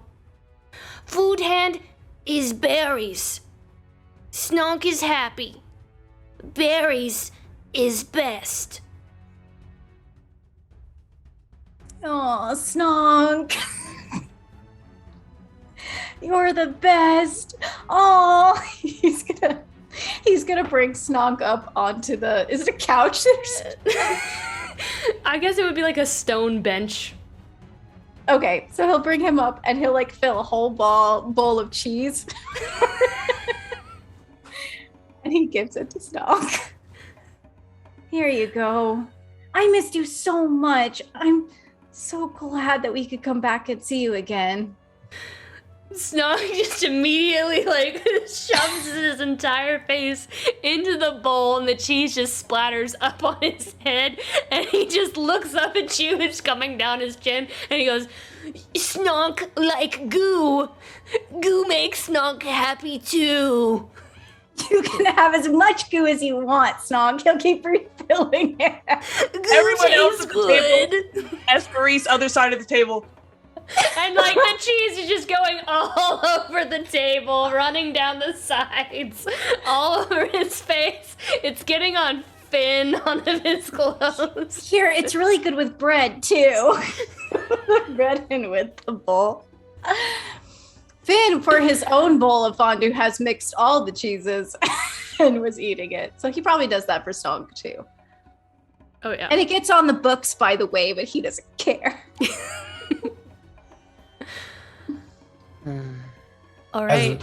As we get ready for rest, I remind everyone that we do need to get to rest. Samson is not going to take a long rest. He'll take a short rest while we fondue. But Samson would not sleep at night. He'd just short rest and then make sure that no one found us and would watch the door, and he would not sleep that evening as a warlock and take his exhaustion, but make sure that everyone got to sleep, all the people who needed to. All right. You all take your long rest.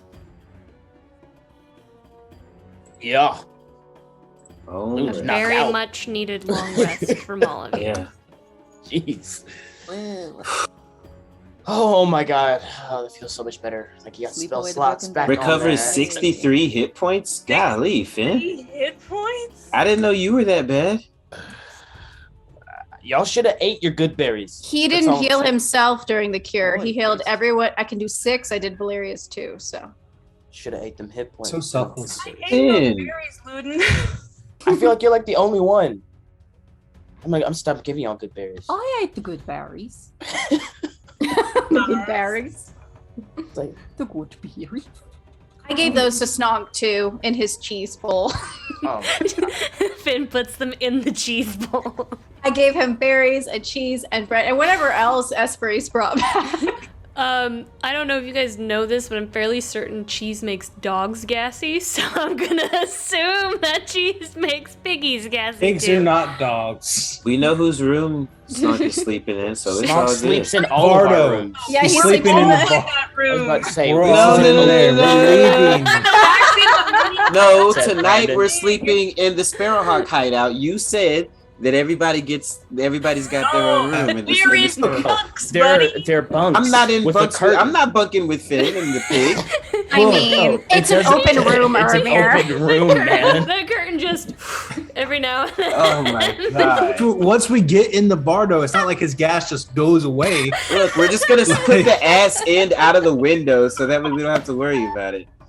Finn, that's on you. If we had a way to keep the ass end out, we would have done that a long time ago. You're right. You know what? Me and my dad will build something. You know what we're gonna do? We'll build him a little sidecar for the Varda, and we'll just put Snonk in the sidecar. No, You can just Snonk and Finn are in the back of the Bardo. Everyone else is on the bench out front, just shoved like. yeah, everyone's just yeah.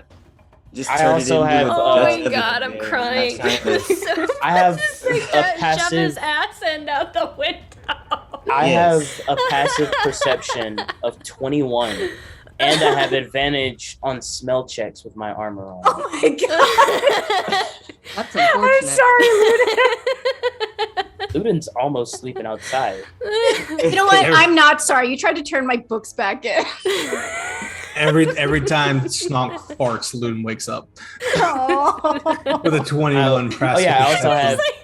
have advantage on hearing checks too. So it's just like, and Finn's room is right next to mine. Ludin wakes It's up the to best. the sound of a.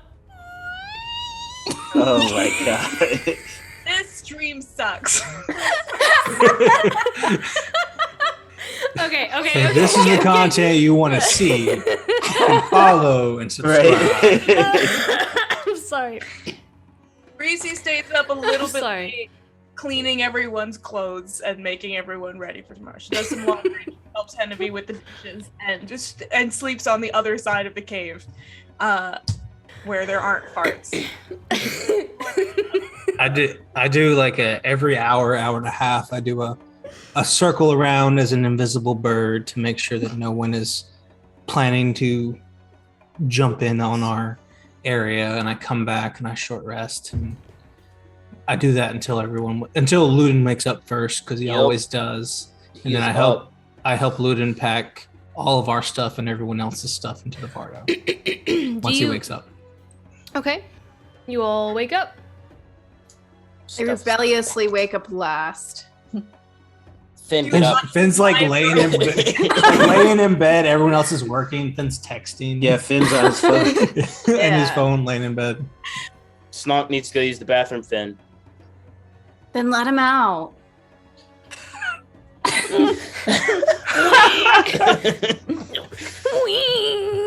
He'll Am I cast the only speak one with who knows animals. how to open a door in here?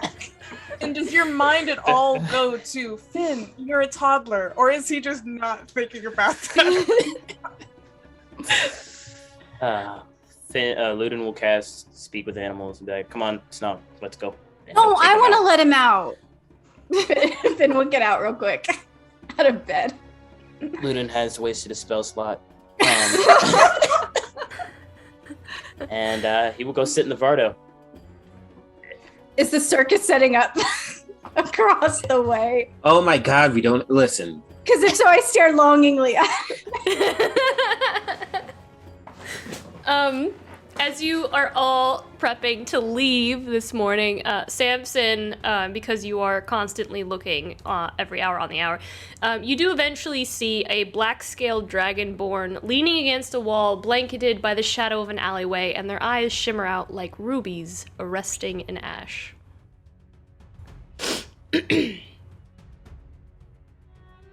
And it's near the entrance. About 100. Ruby eyes. Mm-hmm. Dragonborn. Mm-hmm. Do they look like Cyprian's eyes? I mean, how would you know? I've seen his eyes. They're I've heard gorgeous. inside them. You don't forget eyes like that. I mean, you've seen multiple people with red eyes. You've seen Cyprian with red eyes. Micah has red eyes. Micah's eyes are more of a scarlet and Cyprian's are more of it's a gold. It's a gold dragonborn though. Black.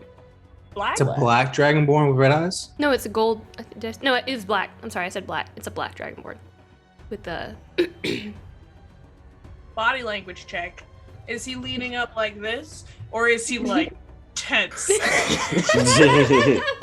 The tense That'll lean. inform us. Because that'll tell us everything we need to know.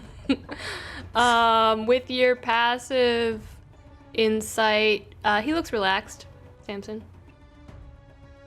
Well, that's not good because my passive insight's at 11. I bird invisible. I come down. I shift out of wild shape. Still invisible. Okay. I land right behind him. He turns. He turns. Still invisible. You're still. Obviously, he hears you though, right? Yeah. Okay. Turns around, and you just hear. Are you not going to reveal yourself? I mean, haven't we played this game already? I drop it. He just stands there looking at you and says, I'm rarely impressed these days. I'd be lying if I said I wasn't impressed you all made it out alive. Well, congratulations to you all. Thanks. I don't think we would have done it without your help.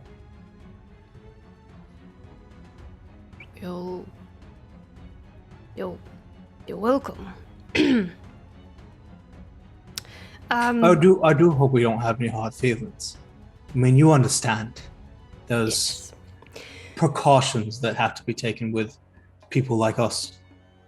Of course. Speaking of which, precaution-wise, now that our pleasantries are out of the way, down to business, yes. I know that you all hate to hold any conversation with me that's out of the realm of business. I would like to speak to Finn. I don't know if there's more business to be had. There is more business to be had. You have to keep your end of the bargain. We do, and you're going to meet him as soon as you get the opportunity. I have little doubt that you'll have trouble following us and knowing where we are. Plus, we can just call you when we have that opportunity. Can you just call him? Yeah. He just kind of like looks at you and kind of just like he looks irritated.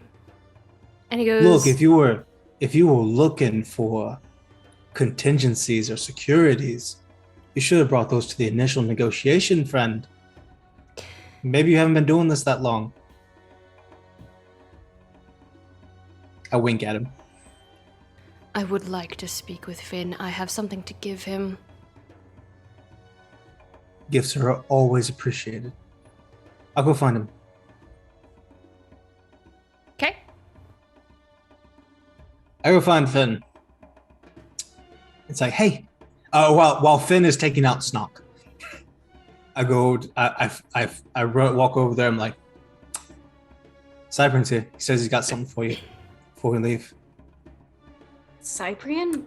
Okay, where? He's over there looking in the shadows. Looks like a gold dragonborn right now, but his eyes just That looks sexy black, as hell. Samson, not gold. Well, things look different to me than they do to you. Okay. Samson's colorblind. A different type of colorblind. Look, we're just different kinds of people. Okay. But he says he's got something nice for you, so I don't think he likes me, but that's okay. You don't think he likes you? I know he doesn't like me. But most people don't like me. But so you it's say okay. that about Esperise, and that's not true, because she hugged you last night. And he's gonna walk off towards the alley. Ooh. Damn. Okay. Oh. I go Of course he back noticed. inside. Yeah, he was moping, but he noticed that. You walk out, and Cyprian sees you, and he just kind of, as you approach, he's just like, well, I want to say I half expected he'd ignore me, and I'd be standing here like an absolute idiot for a couple minutes or so. I cast message because I obviously followed them, and I say, call it a gift. Samson likes to act like he's ignoring people, but he's usually listening. Are you just listening in?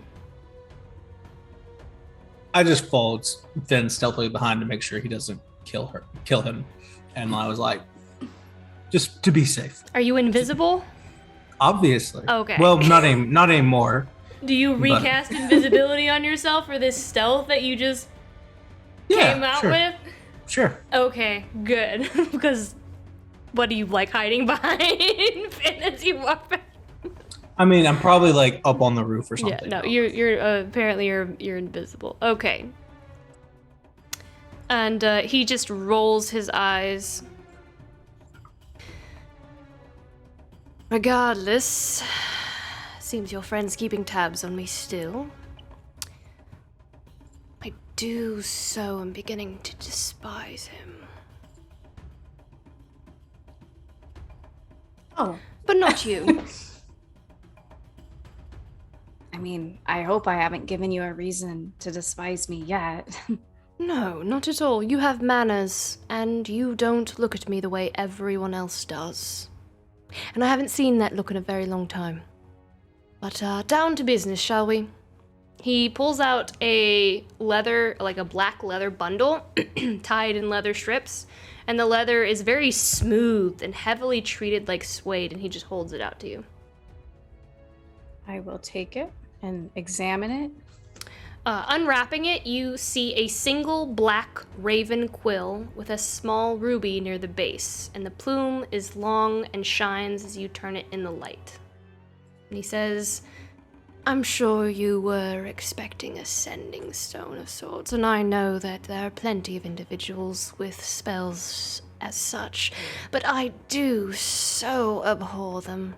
If you're limited to 25 words of fragmented communication, you might as well not communicate at all.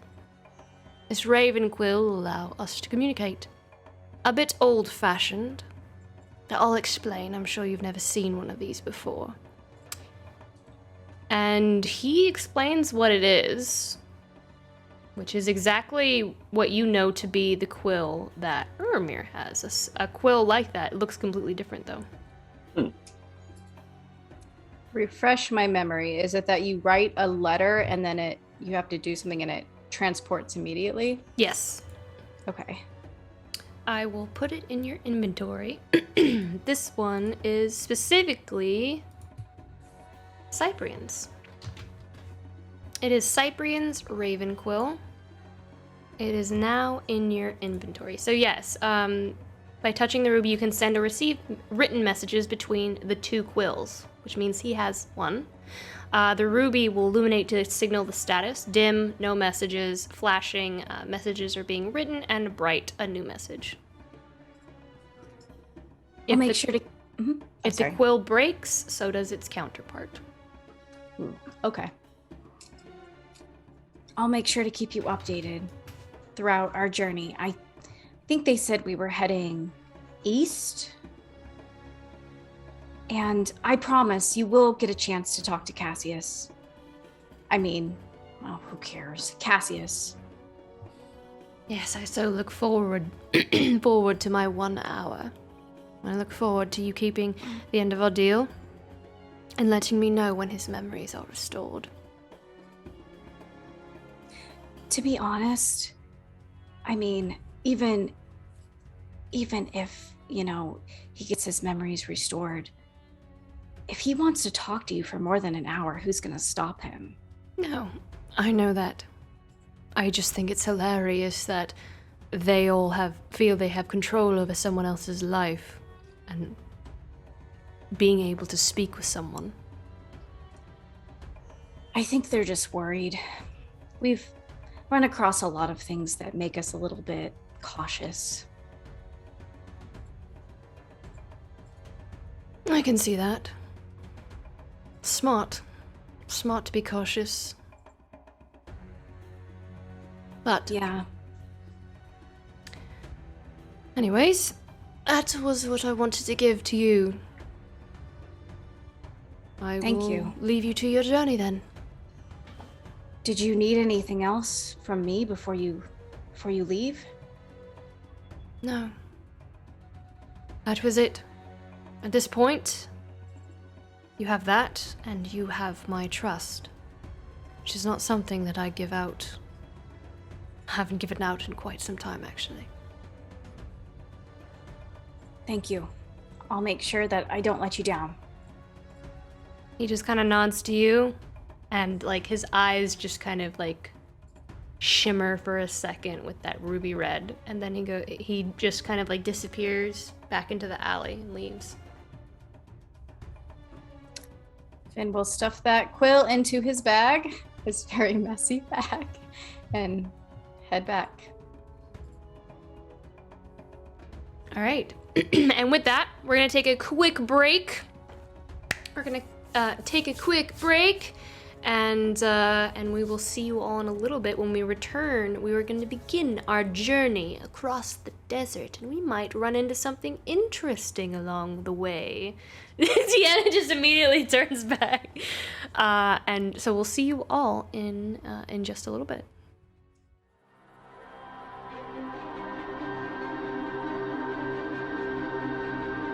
Welcome to Auroria, a new campaign setting for 5th edition Dungeons & Dragons, where your destiny is written in the stars. Fate guides your adventurer in Stargazer's Guide to Auroria. An all-new Zodiac character creation system assigns your adventurer one of 12 signs which rewards you with powerful abilities and character-defining detriments. What's your sign?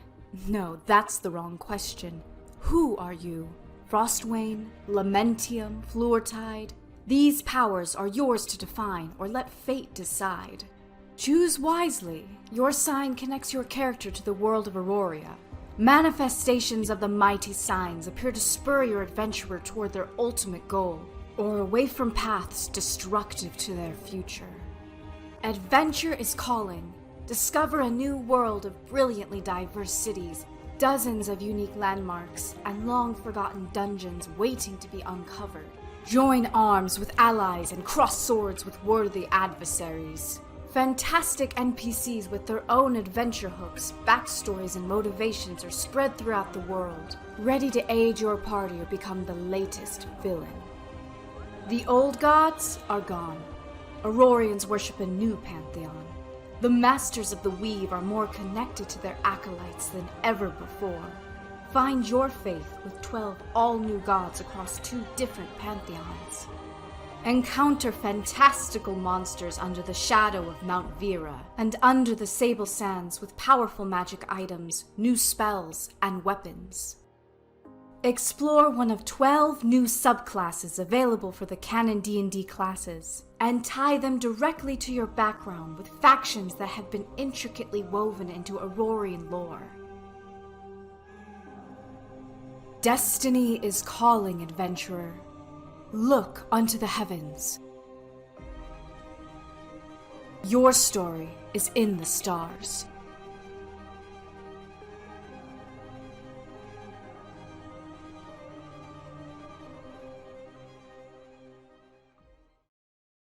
Hi, I'm Raina. I play Praeria on Fate's End here at Ink and Lair, and I'm here to talk to you about Mount Vera, which is a point of interest in our world of Auroria. And it features something super cool called the Iridescent Ocean. The Iridescent Ocean is a sea of clouds around the peak of this mountain with magical properties akin to True Polymorph, Alter Memory, and Featherfall. So what that means is that like creatures that pass up through the clouds, like on their way up the mountain, they gain these bestial properties. They become things like centaurs, like minotaurs, and serpent people, just all kinds of like human animal hybrids.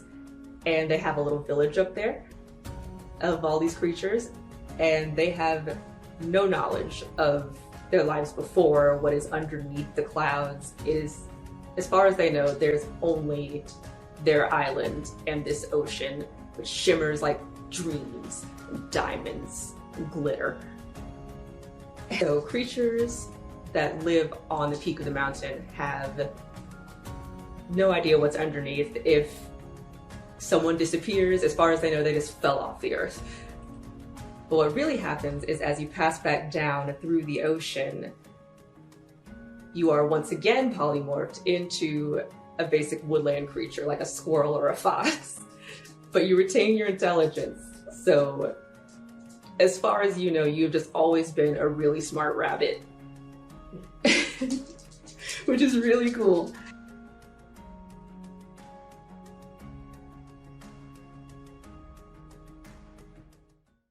Hello, my name is Christian Hatcher, and I play a Ludin Archbane on Fate's End, and today I'm going to be talking to you guys about the martial subclass in Stargazer's Guide to Aurora. There are three main ones, the Sparrowhawks, the Peacekeepers, and the Scarlet Sanctuary.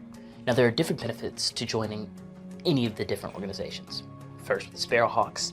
If you join the Sparrowhawks, the organization is a little bit more structured, and you kind of get the ability to have different bases all over Aurora, and you get some allies that might be willing to help you out.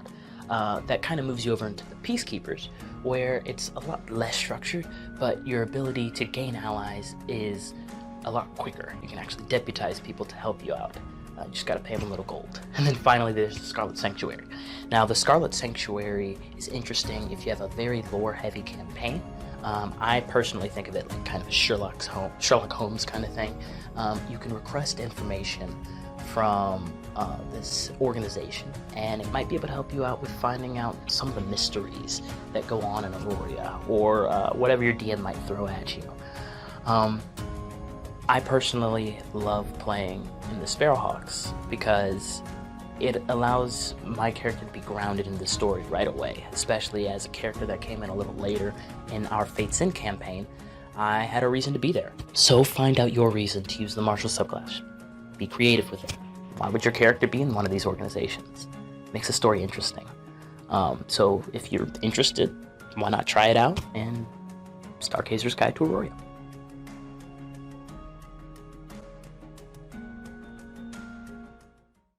What's up, guys? I'm Brandon Hatcher. I am a cast member on Fate's End, and I'm also a writer on the Stargazer's Guide to Aurora. My section is Craigos Lake. And Craigos Lake is basically what would happen if an ancient white dragon flew to a dense tropical forest and decided to make that his lair. So Craigos, the lake is completely frozen over, and the presence of the ancient white dragon has basically changed the environment of the area. So, you know, you'll see stuff like white dire wolves and snow foxes and polar bears and stuff like that from the Arctic, but you'll also see creatures like deer and elk and chipmunks and rabbits and stuff roaming around. So it's a very interesting blend of fauna and flora in this area. And the forest holds a lot of secrets, and one thing that I can share with you is among the surrounding towns there are differing stories about this creature that roams the forest. Some people say he's a yeti, some people say he's a spirit of the forest, some people say he might be a fae that's just playing tricks on people, but no one really quite knows for sure. And I can't wait for the players to actually be able to pull on that thread and uncover all of the secrets that Craigos Lake has to offer.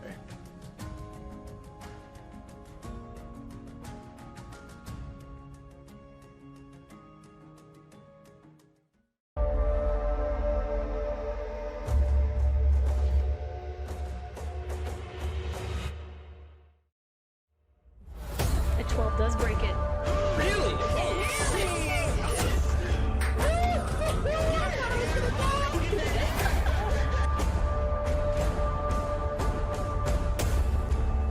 Train, you have to wait until your next turn. Okay. I know. I just don't know.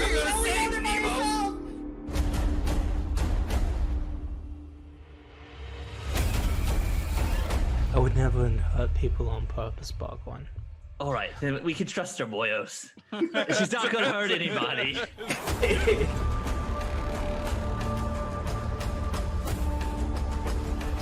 Or does anyone have a lockpick? No! No, we don't need one!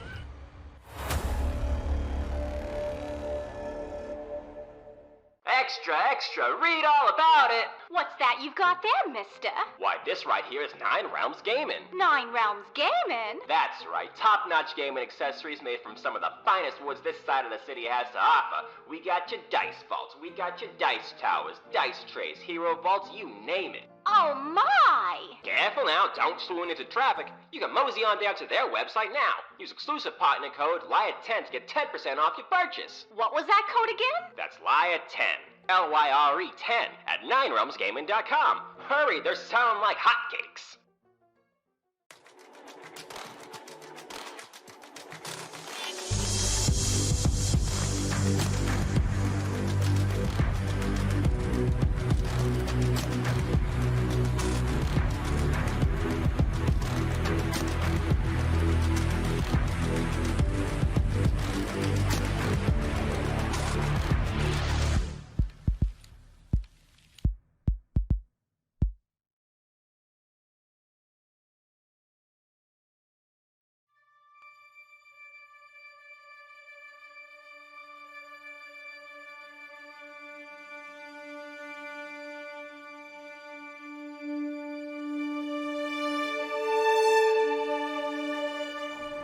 All right. Yo. And we are back.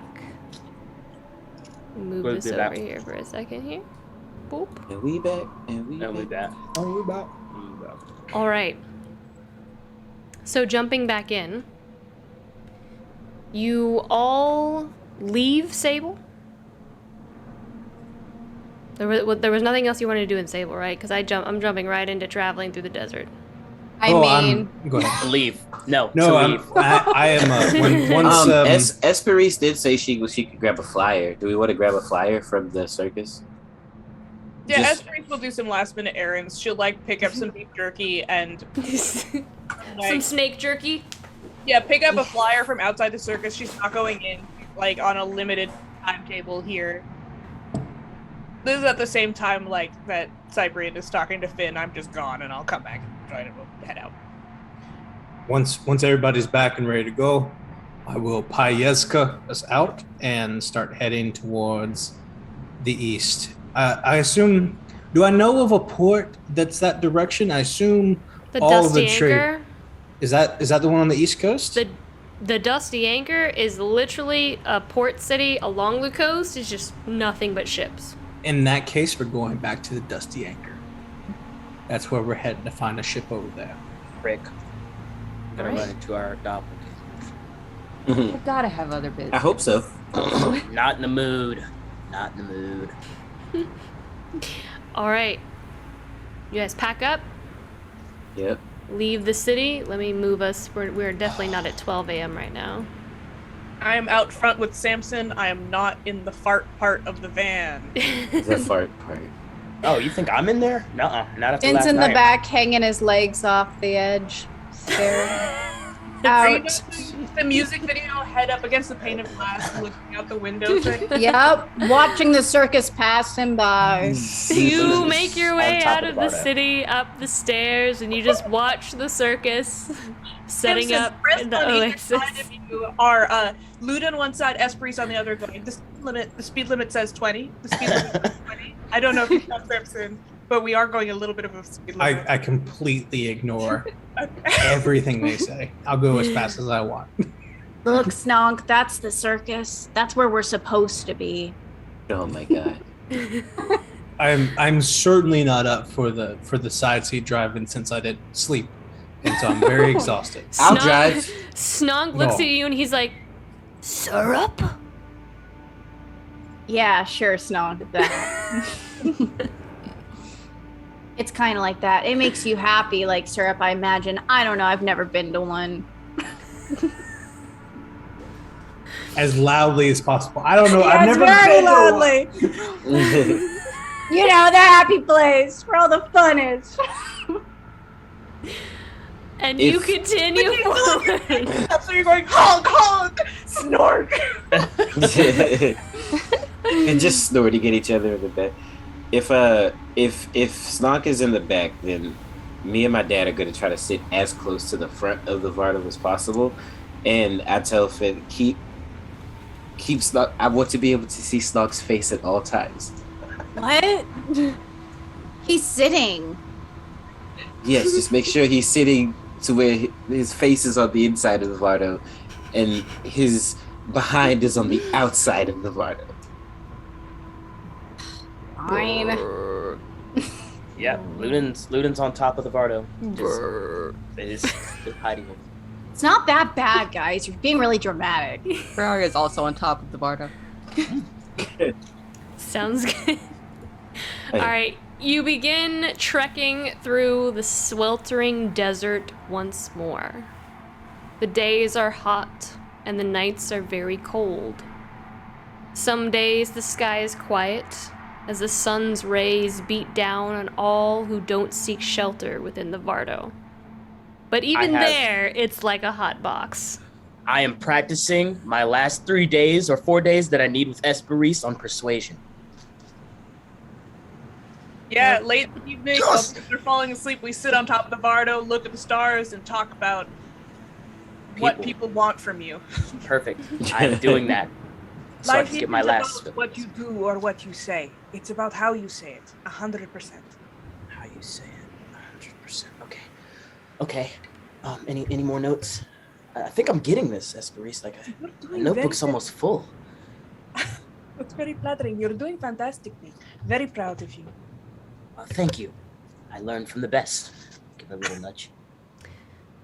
So 3 days pass. Can I have like a minute or two? I want to do something. Sure. Okay.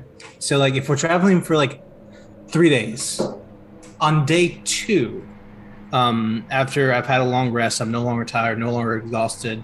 We're far away from Sable, and it's pretty clear that Hush did not see us and did not catch us. And they don't know where we're going. Mm-hmm. I assume at some point we'll have stopped by somewhere that has water. And then while we're resting and sleeping, probably on my watch, I'm going to go over to, or Samson's going to go over to where the water is and kind of look at it for a second. Take off his shirt as he does.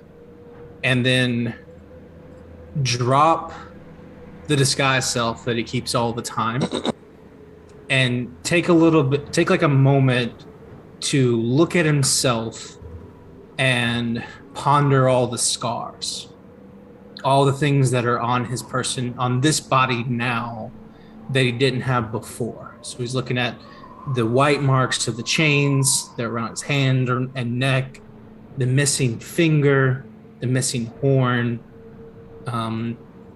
He looks back and sees old scars from past wars that he had in the Feywild. So there's like this massive cut down his rib cage, and I just take a moment in the moonlight to reflect on how this adventure is slowly taking Samson piece by piece, and all the scars that are going to be left on him forever. And then he's probably going to cry a little bit thinking about that and try to begin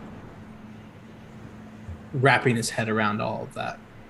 And he probably starts to cry when he starts to wonder if this is the body he'll have when Prayar is on the throne, or if he'll have a new body then. He's not sure. And then when he's composed, he'll go back to the group and finish his watch.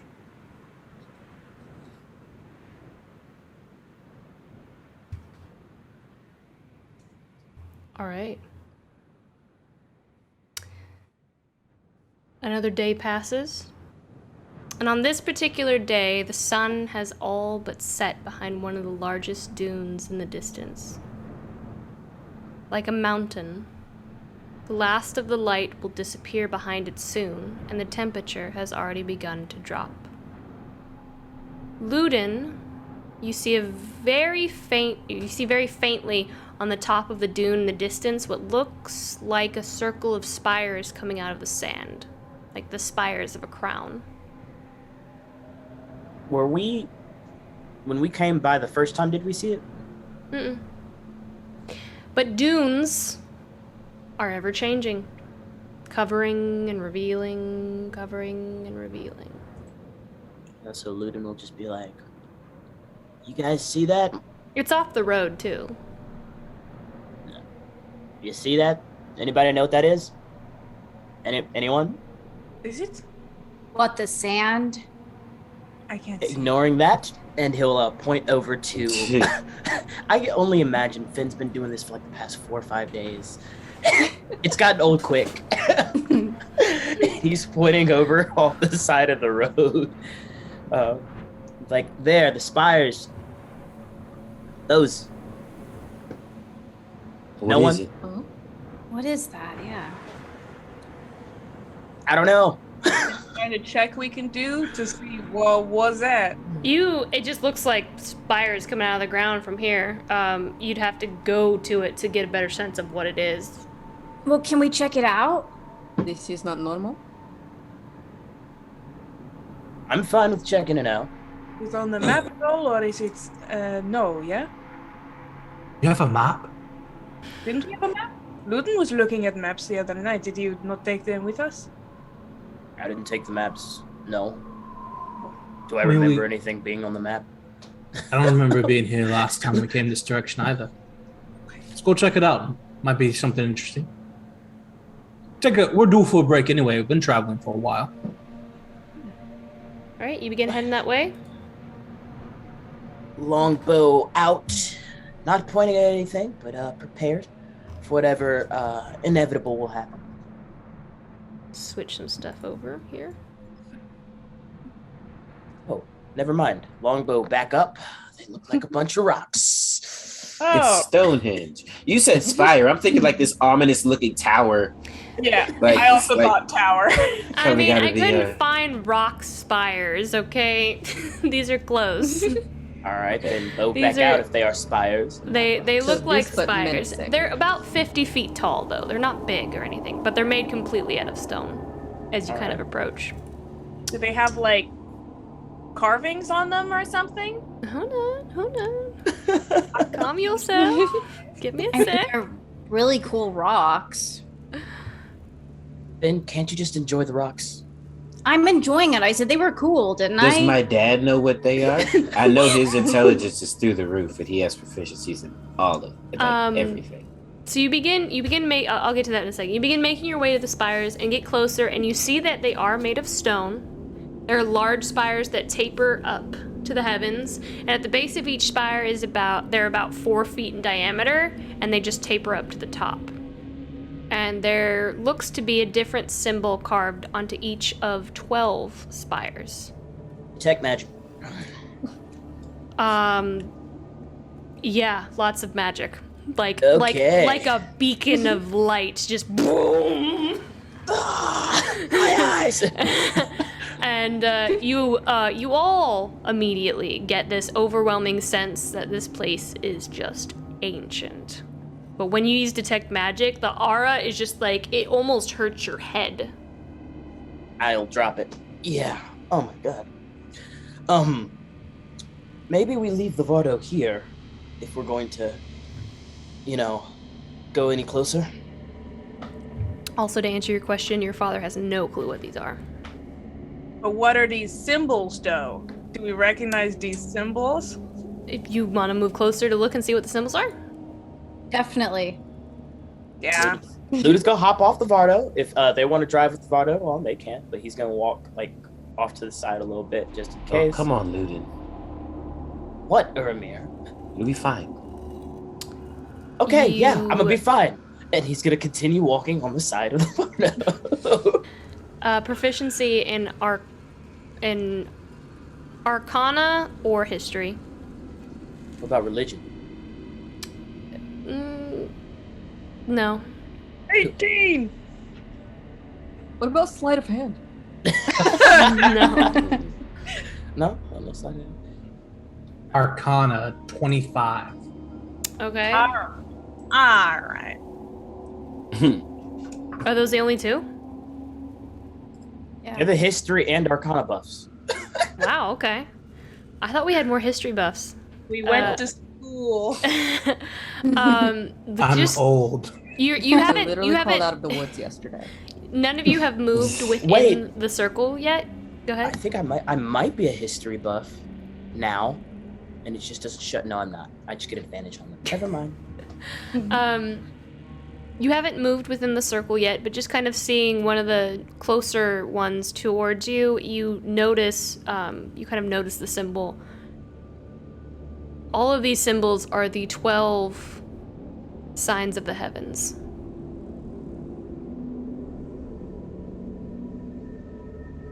This is nice, right? I mean, I feel like this is an old place. Will it hurt us? I don't think so. It's more divination, maybe more like guardians. I don't know how to describe it well. Samson's gonna leave all of his weapons here, like all of his daggers, everything that he normally carries with him into battle. He'll just leave it all here, and he'll say, "I don't think it could be dangerous. This is stuff this is old magic, and I don't know, just come as you are." And he starts moving towards it. Okay. Finn will follow him. I dropped this guy's self Okay. before moving over. The two of you initially move into the circle, and the sand immediately begins to swirl all around you, reaching the full height of the 50-foot spires. And the sand shifts and then just stops very quickly midair. Stops. Some of it begins to clump together a little bit, and then it begins to rotate very slowly around the center of the circle. And those of you proficient in nature or history may make a check here as well. I whisper to Esperis, is this a fae thing? No, it's older than that, actually. It's closer to magic itself, I suppose. The 21. 17. Nat 1. Yeah, nah, 9. Praeria and Samson, you immediately recognize the sand is formed, the stars in the sky, and you can kind of see different constellations as you kind of move around. I guess you recognize the constellations as you move around, Samson, and Prayer you kind of see from outside of the circle, but you do recognize them as well. Did everyone else join us? I did. I think we're all still outside the circle, but we're close. Yeah. I'm walking in with Urimir. My mother always said they're not looking over you exactly, but they are there with you. It's nice. Are they trying to talk to us through the sand? No, I don't think so. I think they just... You can feel it, right? Does it hurt? Yeah. No. Does it hurt? It doesn't hurt, but you can... It's like it's focused here or something. Like... I will close my eyes and try to feel whatever it is Samson's feeling. Do I feel anything? Those of you who have entered the circle, you feel a pull. And there's a power that draws and speaks to you alone. And each of you who have entered the circle are drawn to one of the spires within the circle of 12. Finn will walk up to the one that he feels drawn to, and he'll touch it. Which one do you feel the most drawn to? That would be the sign of Frostwane. As you approach and you just kind of reach out and touch it, there's like this like ripple, like water of through the pillar. And the sand begins to move like an ocean wave and swirl. And a fish just begins to move around your head. And you kind of move your hand up and it floats and moves and swims around your arm. And then the sand just kind of breaks and dissipates. He tries to catch it. He's just like, wow. Guys, touch it. See what happens. As I'm moving forward towards my stone, Samson just says, yeah, this is... It feels like we're in the presence of not just magic, because all magic comes from somewhere, you know? And this is like, it feels like all the magic in this area is being pulled here.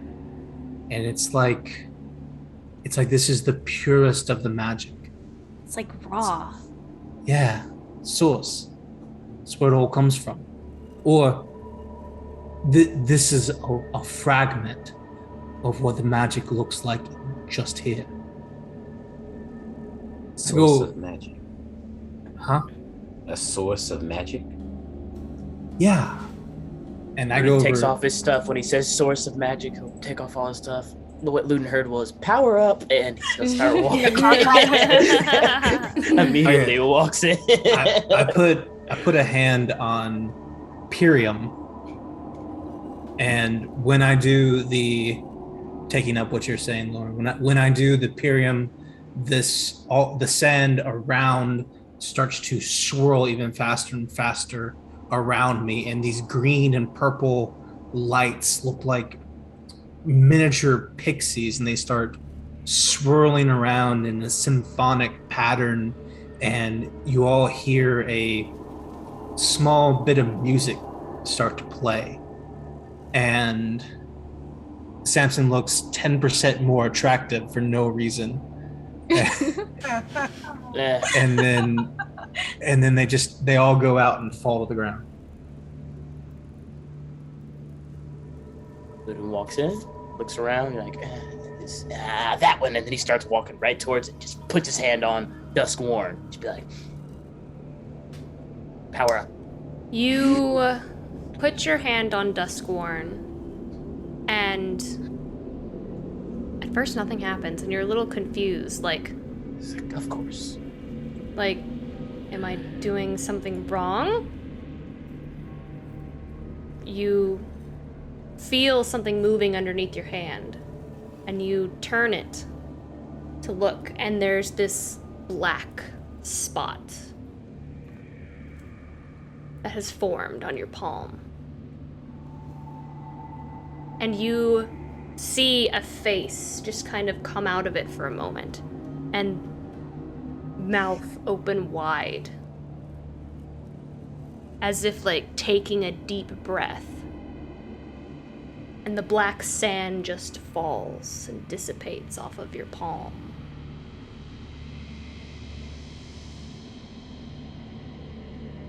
And you hear only you hear this, you hear that's it. Yay, Luden power, immediately, power up. his whole thing's like, man, why do I always gotta get like the dark demonic crap? What did you think was gonna be this time? Butterflies? Who knows, man? I'm looking over club, at homie. fish and pixies to hearing music, and then this. Whatever. He'll just be like, he'll sit down and be like, yeah, y'all touch y'all's things. Power up. Urimir will approach Rhymoom and touch that stone.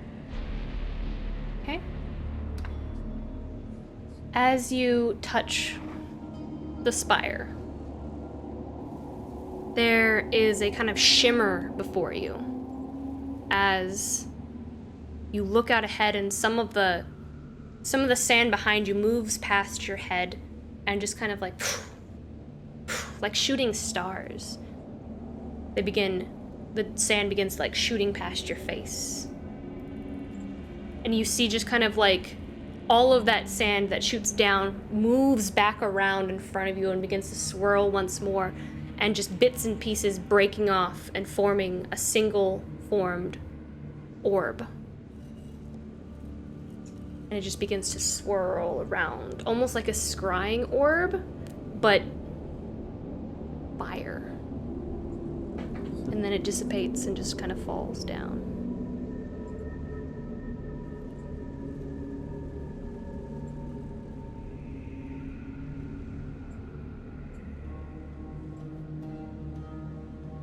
Esperise is gonna move on to Rustium, or she's going to kind of unfurl her wings along the way. She's a little bit familiar with this figure. Her mom used to be really into this stuff. And she has an expectation of what she's going to see. But what does she see?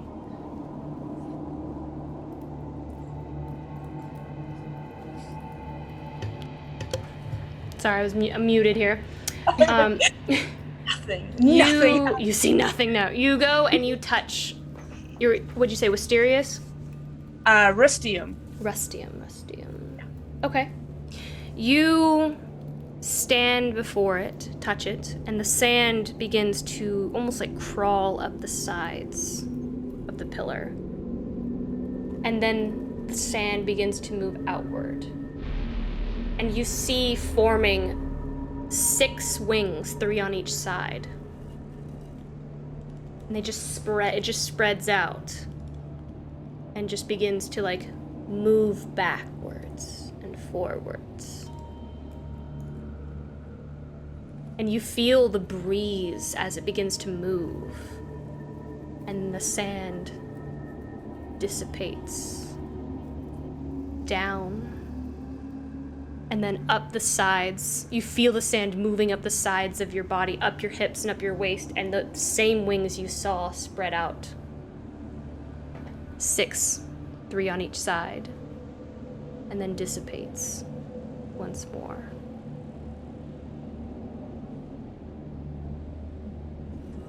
Esperise is very happy.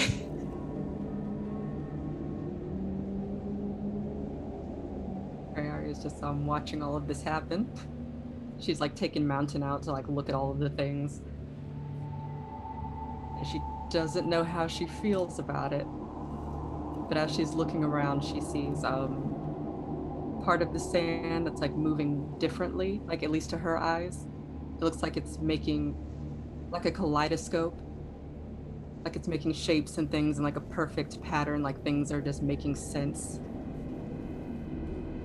And she's drawn into the circle towards it. And she comes to the Spire of Solstice. Okay.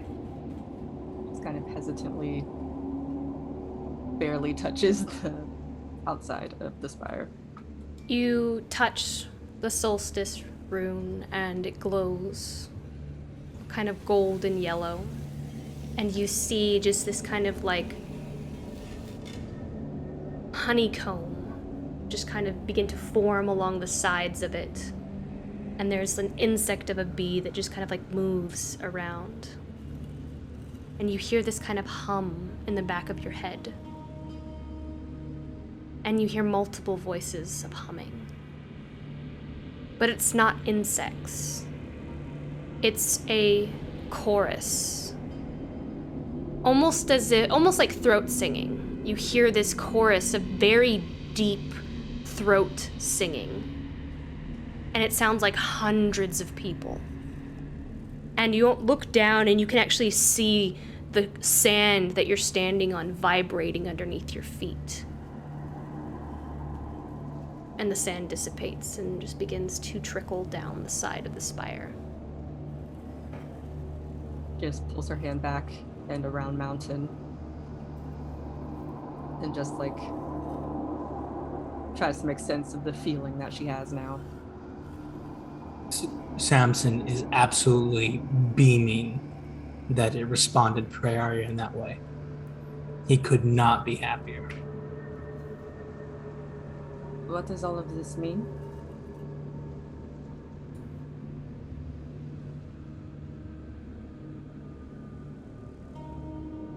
Not sure. We all just touch magic rocks and we don't. Oh, okay. I feel like the magic, it's responding to us. It's like a part of us. I touch a different one. Nothing happens. My mother used to believe that, depending upon the circumstances of your birth, that there might be a sort of an astral, a magical, I do not know, a divine being or a part of the weave that looked after you or was beside you in your life. I was born under Rustium, so the idea is I might be connected in some way to it, but this was just something my mother believed. I am not so experienced with it. So everyone has one?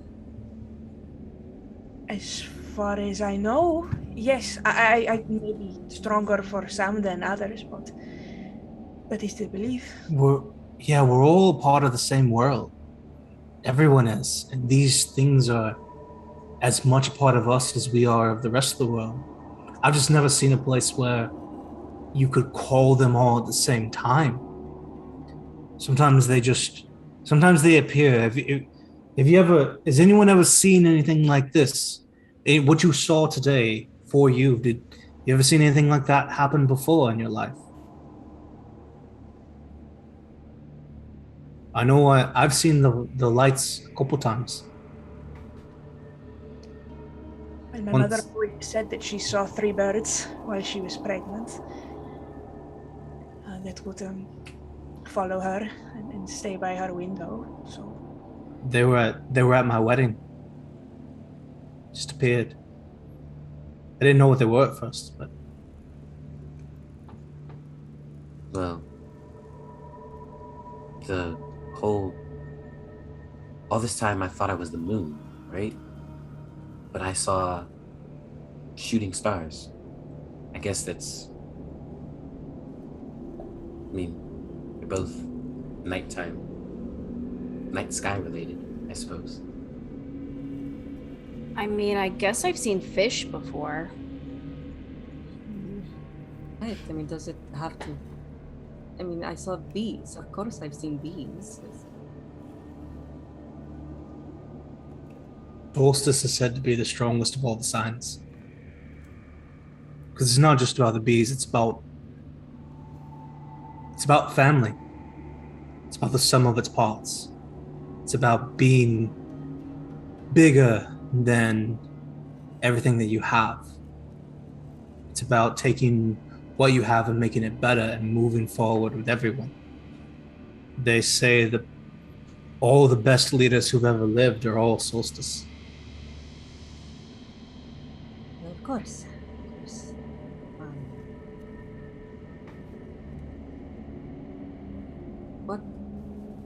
What do we do with this? I'm sorry. I think it's just catching up how strange all of this is. It's kind of always been with you. Maybe you didn't know for certain or think about it in those terms, but it's as much as part of you now as it was yesterday and the day before and the day you were born. It was always a part of you. Maybe you just recognize it now. What did you see, Ludin? Nothing like y'all stuff. What did you see? Do you recognize it from something else? I don't know. Saw a face. Never seen the face before, so who knows? Might just be too young, that human thing. Yeah. Face? Urimir, he's... I don't actually want to roll it, but Urimir's making some insight checks based on our conversation before. It's like... I'm telling the truth. He's noticing that. You are? Yeah, okay. Well, Okay. I guess that face has always been with you. Like everybody else's. So maybe you don't recognize it now, but you will later? Yay. When we get to Acacia, when we get to Dawn's Rise, I could go to... my mother has a little library, and she has books on this sort of thing, if we wanted to read further into it. Yeah, we definitely should. I mean, it's nice. It's all very nice.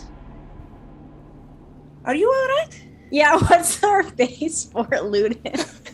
Well, she said we could read up about it, and it's like, oh no. Lots of little scenarios are going on in his mind about like what he saw and what the group might find out about him and stuff like that if they look up this face that he's never seen. But he has a pretty good idea of like why he got that and his full experiences with his shadow and shiznit.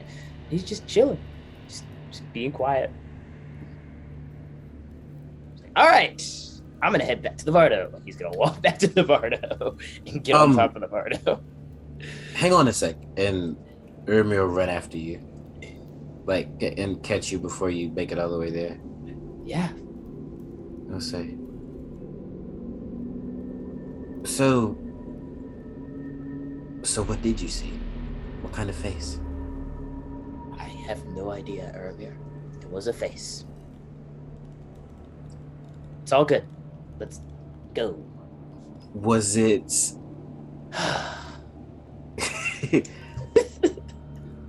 Was it a person or a creature? Urimir, I don't want to talk about this right now. And that's the truth, isn't it? Luda's gonna look at Urimir, and he's gonna be like, Urimir looks back and makes sure no one's within earshot. He's like, "Don't worry, your secret's safe with me." But why are you hiding? Why are you hiding what you saw? not right now, Urimir. We can talk later if you want. Let's go. Just gonna walk back up to the Vardo. While they're all there, I quickly tell everyone else in here, it's like, maybe we shouldn't push it with Ludin. That Dusk One's one of the more rare signs, and usually it means that when it manifests, it's usually associated with tragedy, whether it's the person's or someone else's. So it's probably a good thing if he's never seen it before, and I don't think we should ask him about it. He'll tell us when he's ready, if he's seen it before. Okay. You would think that'd be Uri's sign. What was Uri? I think so. Urimir was Raimum, right? I think Raimums are supposed to be very intelligent and that makes sense. Eccentric people, I think. And you are, what were you again? What were you? I think, I think you were, was it Frostwind? Are you Frostwind? Because I think you're very like a Frostwind, am I right? I think, yeah. Oh, yes, yeah. Okay, excellent. All right, I think Frostwind, and she's gonna go on like the, I read this back when Max tirade. Blonde astrology girl, huh? They are not full descriptions. They are like, you're supposed to be very sweet kind of things. And just hears and goes, I don't think I'm gullible. That doesn't seem right. Well, it doesn't, it's very trusting. And you accept all kinds of different people into your life. Oh, that's true. Yes. You're all very different, so. Like continue doing this as we join Eluden. Yeah, at some point, I'd join Luden on the cart and prepare to drive away from this. All right. That was so cool. That was very cool. You Never all seen anything like that. You all I've been leave. I've been around a long time, but I've never seen anything like that. Do you think it's been there? Well, what if somebody finds it and tries to like do something bad with it? I don't think they could. I think that sort of thing is bigger than we are. I don't think you could do anything with it if you wanted to. And I think if you did, there'd be some serious repercussions. There's magic there that even Smear can't touch. Wow. We didn't see it when we came in, and I think if we pass this way again, we probably wouldn't see it. You know? Maybe you can only find it if it wants to be found by you. How close do you think we are to the ocean? I'm not sure, Luden. Pretty close, I think. Maybe a couple days. Awesome, couple of days. Cool. You all leave the circle feeling as though you took something with you. And we'll find out what you took with you. Like, what power you took with you. We'll find out when we roll for that on Friday. Holy crap. Oh my god. Continuing on. It's getting kind of crowded in Urimir's, like, person. I've already, look, you got me, you get used to the it, bro. 7, and now this rhyme womb power. God, all these all-powerful beings want a piece of this. Want a piece of it. What the line? Right? You continue onward. And you make your way. You arrive once more at Dusty Anchor, the massive port city along the eastern coast of Aurora. Entering the city from the western end, you can see the citizens have begun repopulating the market area. The market looks much larger, and you notice more trade carts along the road back from Sable as you had traveled. All thanks to taking care of the Remoraz, it seems. You're welcome. And you're That's how back. we do. All right. Luden's gonna walk out. He's gonna go up to the hotel place. He's gonna get himself a room. I mean, what time is it? Yeah, we might be able to just get on the boat. It's 7 a.m. Hold on, I haven't updated the time. It's probably. Nope, I did not mean to open Photoshop. Gosh darn it. Whoa. It's Photoshop. Gosh darn it, I don't want Photoshop. Is it 21st? We'll edit. You what? And it is apparently the beginning of spring. The first day of spring, by the way. It's the 21st of Rustium? Yeah. Yep. That's Oh my- what it is. Wait, who picked Rustium? Didn't somebody? Esperise did. Esperise, when is your Esperise, birthday? Feel good? You feeling good? You absolutely do not know when Esperise's birthday is. Yeah, we don't know what any of our birthdays are. Knowing the month and seeing that Esperise was attracted to Rustium, I asked, "Hey, Esperise, when's your birthday? Did we miss it, or is it soon?" 'Cause I know what month it is. You could say that it's soon, yes. Yes. How soon? We should celebrate. I mean, I don't. We needed to get a ship, so I don't know if we really have time to celebrate. So, I mean, it is technically it is today, but we don't have. It's today. It's today. What? I wasn't looking at the DM changing what day it was until it was today, and it is my birthday. Well, happy birthday, Esperise. Happy birthday, Esperise. Yeah, happy birthday. We should definitely celebrate. And Luda comes back with his room key. Are y'all getting one? Luden, it's Esperise's birthday. And he runs back into the Dusty Anchor, and he goes up to the bar. I need 2. Oh my god. Maybe Alcohol, 4. please. 6 bottles. 6 bottles.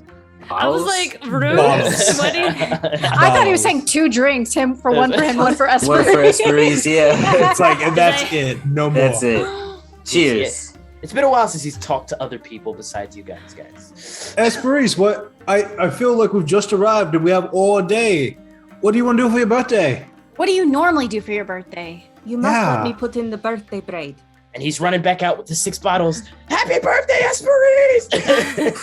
He's giving everybody a bottle. I take one, I pop it. Cheers. Cheers. Happy birthday to Cheers. Esperis, the firefly from hell. Hey. And then he puts the cork back on. Your birthday braid I- sounds very nice. That's very Yay! Farrah's very excited, and she gets to work immediately, putting a very elaborate braid in Esperis' hair. She has a lot of hair. It's very long and quite straight, wavy. So you've got Excellent. things to work with. So just like that scene in Rapunzel where all the little kids put like a giant braid in her hair with flowers and shit in it, exactly that. Oh, we need to go to the market and get her presents. Oh, I mean, we are, but like, what does Esperis want? Well, I have not really thought about it. I think if, normally, Arete will take us, I will have dinner with my family. What do you normally do on your birthday? Whatever I want. Right. Work.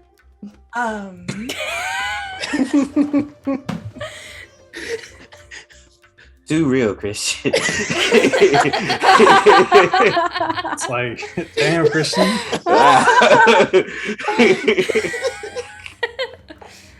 Felt that, bro. Esperis is making eye contact with Samson, like somehow she's gonna read something in her face that will tell her what to say. Get very drunk and large party. You do that, Esprit? Well, no, we're not working. You don't. I don't. Whatever sounds fun to all of you, because I don't. I have no. Nope. Well, Nope. it's your birthday. Nope, it's your birthday. Do you want to like go to church or something? We could pray. We could pray. I think it would be very nice to have a nice time. I think drinking would be very nice, so that we stop having this conversation. Personally, that's a joke. Otherwise, anyone already in this time. You heard it. Esperis wants to get drunk. I heard you. I heard Well, you we say all- that you. we have I heard you say you have dinner with your family. Yes. Can we be your family for the night? Yes, of course you can. All right. So let's split up. I'm gonna go look at getting a ship, and then who wants to get dinner ready for Esperis? I can do it. Yeah, Okay. Prey and I. Pray, Finn, dinner for Esperis. Sounds like Lord and Uri. Can you, the two of you, get either the ingredients or the finest alcohol that we could possibly get together to make sure it's the nicest drinks that we can get as drunk as possible on? Can you two handle that? Esperis, come along with us so we can figure out what you like to drink at least. I'm very open to many things, but yes. Awesome. I'm gonna run down to the port and get us a ship for tomorrow morning. All right. Hey, be safe, everyone. Oh, I will need a list of your favorite foods. I will think about it. I like seafood, but seafood. That is, we're in a seaport, so seafood is very nice. Well then, Finn, why don't you and Priya come with me? We'll go down by the port. Sure, there's something with the catch for the day. Okay. All right, so we'll start with, I guess, Prayarian, Samson, and Finn. Sure. Yes. You make your way down to the port. You see various ships. There is a harbor master that you can address if you'd like. Hi, we would like your finest fish. No, the market's over there, Finn. Like, Oh. why don't you two go get the fish? I'll talk to this guy, okay? I was like taking her cloak off, like, oh, we buy fish. I knew that. Come on, Prey. I go up to the gentleman. And, if there's a harbor master, I go up to the harbor master and I say, "Friend, hi. Hello, friend. How are you? Welcome to the Dusty. Or perhaps you are leaving or coming or go. There's so many people who come here. What can I do for you, sir? Oh, I and my party, we have just come from Sable. We're looking to book passage across the sea to Acacia. Do you have any vessels of sort that are heading that direction? Yes, we have. There are many vessels here that I can see about getting you passage on. If you're looking for something luxurious or a merchant ship of sorts, and he just kind of like looks from side to side, or you're looking for something a little bit under the water, if you know what I mean. I don't know necessarily if it's the kind of ship that matters, but I need one that is relatively open in its itinerary, because I actually need to add something to their stop once we get around to it. So we're gonna need to stop somewhere else and then head to Acacia. I need to talk to someone who's looking to make a little extra coin, if you know what I mean. An extra stop, yes, the other ships that I know of, the merchant ships, they are very strict on their schedules, and some others. It will cost some extra, but I do know of a ship that is open to flexibility, as well as, if you're not minding the cargo, it's a smuggler ship. Well, they must not be very good at it if you know that it is. So they can't be that dangerous. What's the name? What's the name of what? Where should I go? Where can I find them? It is my business to know these things. If you are looking for such a ship, you may find a dragonborn out past the docks. Follow the coast north, and you will find her. Her name is Givet. Give her 150 gold and tell her I require peace and quiet. I tip him 5 gold and walk away. You walk away? I go find prayer him then. And I look at my coin purse to make sure I have that much money. Barry's trying to buy a shark. Oh my god. You wander up and the salesman is, "You get lots of meat from this, yes. You wish to buy?" Much meat from large fish, yes. Oh, and there's so much oil. The muscles, the tissue. It is very chewy but very nutritious. Yes, you buy. She covers Finn's ears. I leave in teeth too with bonus. You use a sharp, pointy arrowhead. The finest arrowhead you make. Oh, Luthen will love. Yes. All right. Good for multiple friends. See, it's not totally terrible. It's so sad. It's so cute. It's hanging upside down, mouth open, just blood pooling into the sand. Aww, but it's like puppy looking face. Yes, he's very sad. You wouldn't say so if you were out in the ocean and it bit your head off, though. Has this one bitten heads? I haven't, actually, I hadn't pulled out any heads, but I did pull out a couple femurs. You know these things, they eat some crazy things. Pulled out a rowboat anchor, half of an oar. I'm and sure it was a just tin eating what it plate. could find. Does this affect the taste at all? Oh, never! I would say it improves the taste. A shark that has consumed much, it is internal seasoning. Oh, that sounds perfect. Is that true, Prey? I don't know. You can make oil from it as well. It burns long time, yes. From the skin. I mean, I guess Esprit likes oil. Yes, she puts on a lot olive oil. It's like an extra present. Yes, we get present for Fine for oil, keep you nice present and for moist. Okay. She does like being wet. Oh, we should get a bottle too, so that we can collect the oil and give it to her. Good idea. All right, I tie down for you, and you put on your card. This is like a massive, like, geez, 15, maybe 10 to 15 foot shark. That's huge. It's a big boy. We just get a part of it. If she's buying the whole thing, that's like 10 gold pieces. We have to get the whole thing. I mean, if you're Grace's sudden, birthday. can we pick it up on the way back? Is that okay? I don't want. Where else we go? Oh, we gotta go. There's a special ship that I think you guys are both gonna love, and it's a little bit of walk up the coast. So How is it special? it's sneaky. Oh. Okay. Wait, are we looking at the ship, or are you just showing it to us? Is it our ship now? No. Did you buy a ship? Just follow me. I start walking up the coast. We come back for fish. Yeah. It's not okay. So it's after we get out of the. Do you pay the man? Port, yeah. Okay, you pay the man 10 gold, because otherwise he's not gonna hold the shark for you.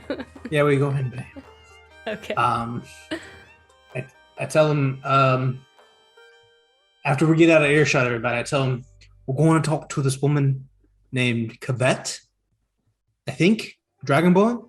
We got to give her 150 gold, and we're supposed to tell her something. Something? Yep. Okay. Like what? It was something. Peace and quiet. Peace and quiet. Peace and quiet. Yeah, something about peace and quiet. What a strange bird. I know. We're looking for some peace and quiet. And they'll take us to a ship that's one of the fastest in all the Acacian Sea. And they should be able to help us get to where we're going. Quietly, safely. We're not good at either of those things. What? We're not good at those things? But we will be with this ship. And they are, so that's the good thing, yeah. Look, there she is now. Hi, Lauren. Cubette. Okay. I didn't know you guys were walking down the coast. Like We're walking down the coast. Okay, I did not know that. Okay, good to I said know. we left the port. We were heading that way. Good to know. Okay. You make your way walking down the coast past where the docks end. Far past. It takes a while to get there. But far past where the docks end, where all the other ships are. You don't see a ship anywhere. And you see a single female dragonborn. She looks to be stringing up some snakes that she has killed from a desert hunt, and her eyes dart up as she watches you all approach. Hi, Cubette. I rummage through my pack and I look at Finn, disgruntled. I pull out 150 gold. She narrows her eyes at Finn. I say, "Oi, we were looking for some peace and quiet," and I hand her 150 gold. She takes the gold and just kind of like looks from you, and she goes. She looks into the purse and begins to kind of like filter through it, ties it up, attaches it to her belt, and she goes, "Everything in order. Walk that way." And she points out. How's one walk? She points Oh, out to the walk, middle of okay. the ocean, it looks like. Like in the water? Now? I start walking that way. You're full faith that it'll work. Indiana Jones style, like leap of faith. You walk Yeah, I was gonna toward. say, We take off our clothes? Like, you walk towards the water and your foot hits something hard and firm hovering over the water. And just kunk. It looks like your foot is just like hovering over the water. wow. Do you see this? No, Like, I don't stomping know. on it. I don't know how this works. I start keep walking. You step Ariana up. looks at the water to see if like it's if she can see where it's hitting where a boat would be. You don't see anything. It just looks like the waves are coming in and going back out. You step up and you're standing on, it looks like you're standing on something, and you step forward and you all see Samson disappear. I'm following Samson, so. All right, you follow Samson and you both step through the illusion and you see a dock, a massive caravel with washed out charcoal sails. The figurehead of the ship is that of a woman. She stares down toward the sea like a lover reunited with their partner. She reaches out to it, arm outstretched, as if to calm the sea itself. You see some ship hands hanging from planks and pulleys from the masts, looking over the ship for upkeep and repairing sections with tar and pitch where needed. One sailor approaches you all, kind of looking behind at the Dragonborn, and goes, "Seems Kavat has let you through, which means all is all in order. Seems we have some more stowaways. You know, we weren't expecting to offer peace and quiet to two parties, but just as such, mind yourselves and all." And he kind of trails off. Oh. As he looks at Finn. And he squints his eyes in utter confusion, staring him down. Is there something on my face? And he completely ignores you, and he leans in a little, continues to scrutinize you in every detail, and he just kind of like, no, nothing. No. Yeah, nothing, nothing on your face. No, you're perfect, Finn. Don't worry about it. That's so weird. Okay. Where Captain is, that way. Yeah, can we we need to speak to Captain. We gotta we have a couple things we got going on. We gotta talk to them. So Right. or talk to them, whoever they are. Yeah, I don't know. You're right. And he just kind of like keeps side glancing you, Finn. Are you good? Are you good, buddy? He just walks away. You What a continue weird dude. you continue forward, moving. You see the gangplank, and immediately you I guess you walk up the gangplank. Yes. Like continuing onto the ship. Another sailor kind of like looks at you as you're kind of approaching and walking up the gangplank, and he goes, "Welcome aboard. You're here for peace and quiet, I'm guessing, unless you have a package to drop off. But if you did, you wouldn't have made it this far. Those packages, usually they tend to avoid seeing their faces for the safety. But nice to meet you all. They call me Fargus. And then he Hey, sees Fargus. Finn, and immediately again the sailor trails off as he looks over you and just stares at you, Finn. His brows scrunches up and he looks dumbfounded. Samson, I think we should go. Do you know these people? No, I don't know any. I mean, I've traveled with pirates, but not this ship. Fargus, you're the second person who's looked at my best friend Finn here and looked him up and down like they were the worst thing that's ever existed. What's the deal? No, Hey. no, it's nothing. It's really nothing. I'm sorry, I don't normally ask, but what is your name?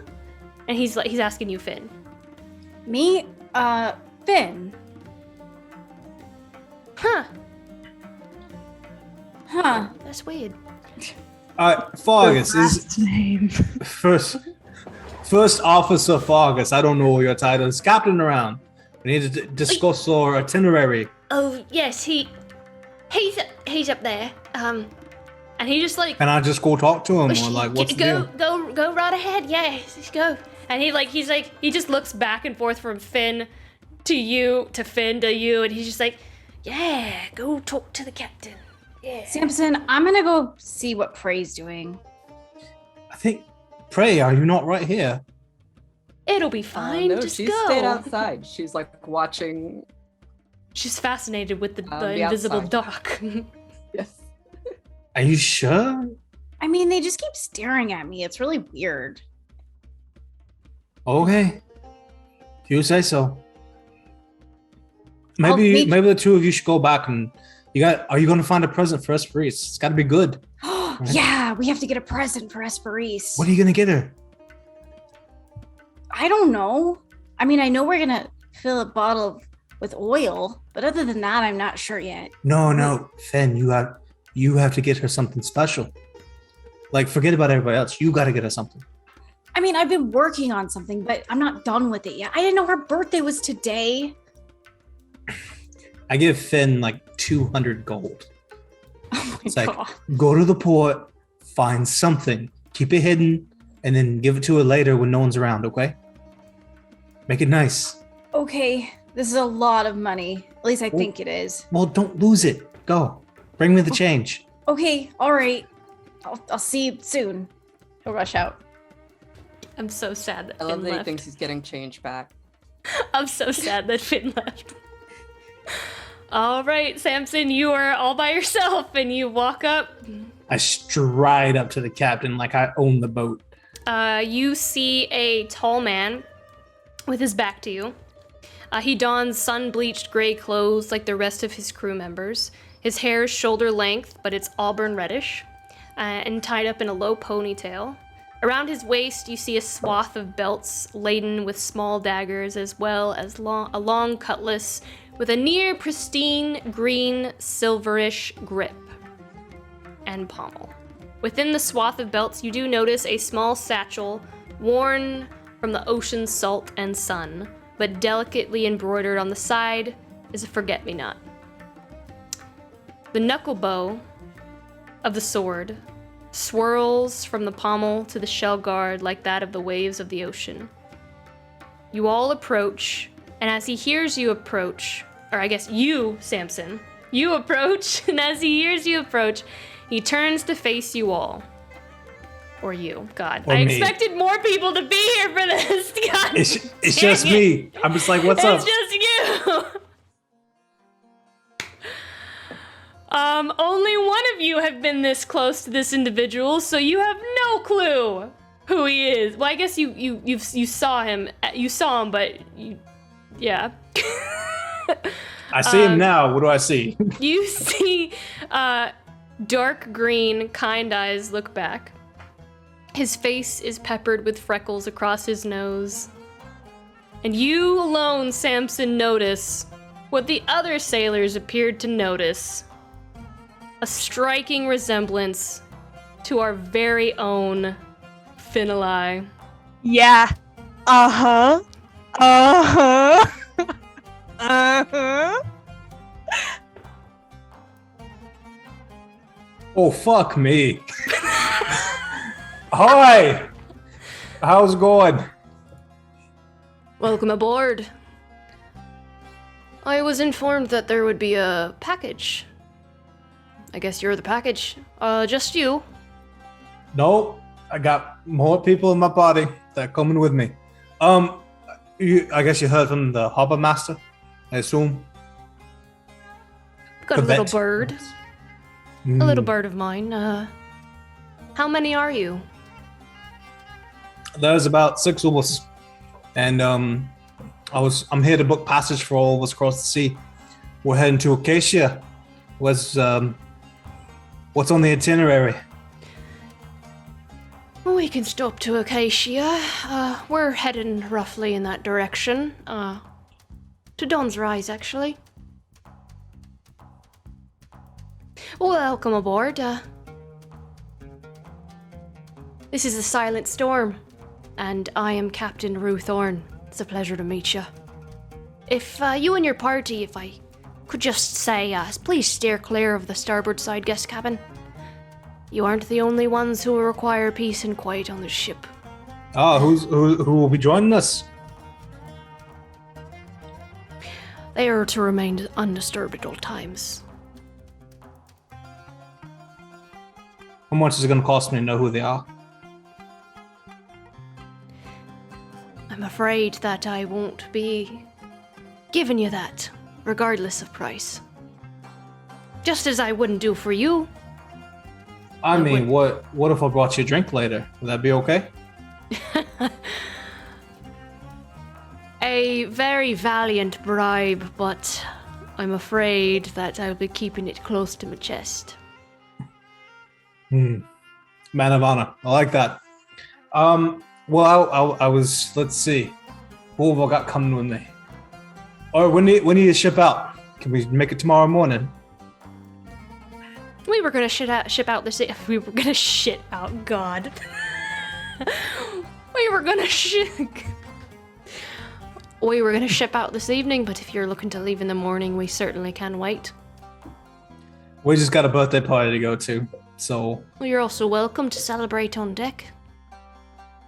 I think that might ruin the mood. We have some history over at the Dusty Anchor, and so we were already planning dinner. So thank you for the offer, though, Rue.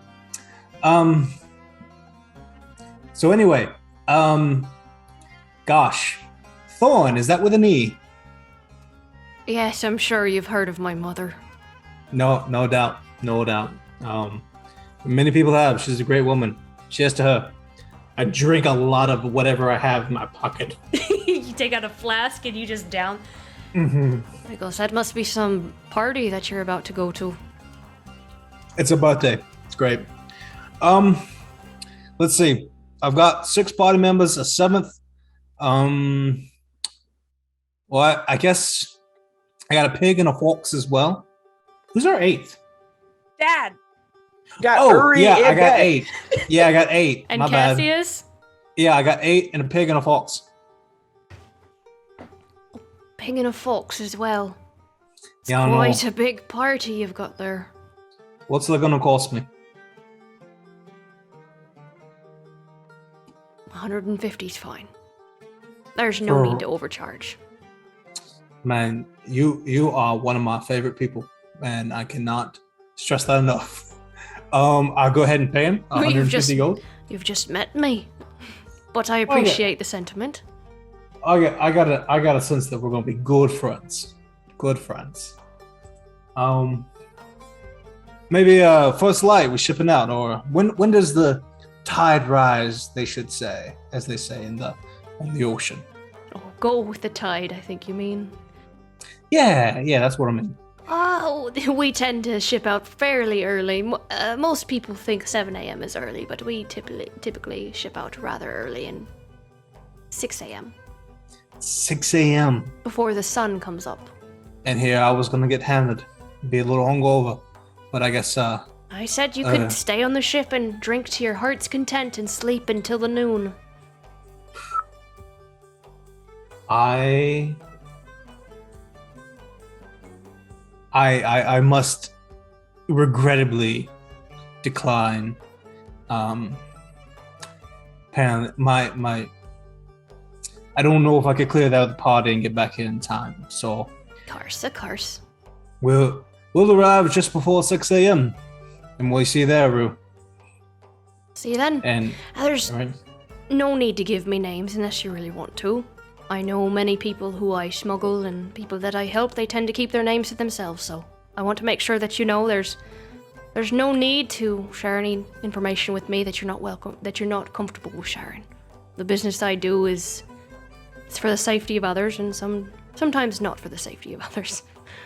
Mm-hmm. Well, you can call me Samson. It's a pleasure to meet you, Samson. Alrighty. Is there anything I should know before we hit? You know what? We'll talk about it later because you can tell everybody at the same time. I'm out of here, Rue. We'll see you in the morning. Till then. I turn to Bird and I fly away dramatically. Praeria is left, I guess, or no, Finn left with Praeria. Yes, I left with Prey. And she asked him what he saw, if everything looked good in there. The anomaly. Yeah, it looks like a shit. There's a lot of weird people staring at me, but other than that. Oh. And Samson is staying? I think for now, but I think he's gonna catch up with this. He gave me like a lot of money, and we have to go buy Esprit a gift. Oh. Okay. I will let you decide what to buy. Let's go look. Okay, maybe you can help me try to find something really good. Okay. Priori is very excited about this. And with that, I think we're gonna end tonight's session. I have a conversation I want to have with Esprit and Urimir. I don't want to forget. I did too, but it is. I mean, we can definitely start with those. hang on. I gotta write this down. Yeah, let me write it all down real quick. What I'm gonna say. I think that's a really nice cliffhanger to end on, though. Yeah, I have no room for conversation. The only thing in my head right now is Samson's your new stepfather, Finn. Are you ready? No, I'll never be ready for that. Wait. Samson is getting in on it. The chat has got. The chat. I know. I'm reading the chat right now. Yeah. I'm trying to keep up, but it's like thorn, like Reverie thorn. What? Okay, I want to tell the chat this. Can I tell them, Brandon and Daniel? Is this? I was gonna wait till the after show, but if you want to bring it up now, sure. Let's wait till the after show. I was gonna wait till the after show, but I mean, we can tell just the people who are here. Slayer Geezer. Oh my god, I cannot handle this plot twist. It could only speak in all caps. You can't say there's stuff and then not say the stuff. So there was Patreon, and you get the stuff. Can we tell them, Lauren? Or I mean, we just had some subscribers. We did. We should probably tell them, right? So back in like season 1. This is like episode like 12, 14 maybe. It was the funeral episode. Yeah. And there was a lot of social interaction stuff. And there was one interaction in particular that me and Daniel did. And we talked to this guy, and I forget exactly what the context was, but it was basically like, well, nice to meet you. Okay, bye. And nothing ever came of it. And it got to the point where even after the episode, we were like, I feel like we missed something back at that funeral. I don't know what happened. And then like months later, whoa. Oh my god, what just happened? 20 tier 1 subs? Oh my god! Holy an crap. anonymous gifter? Wow. Thank you! Oh my gosh, thank you so much!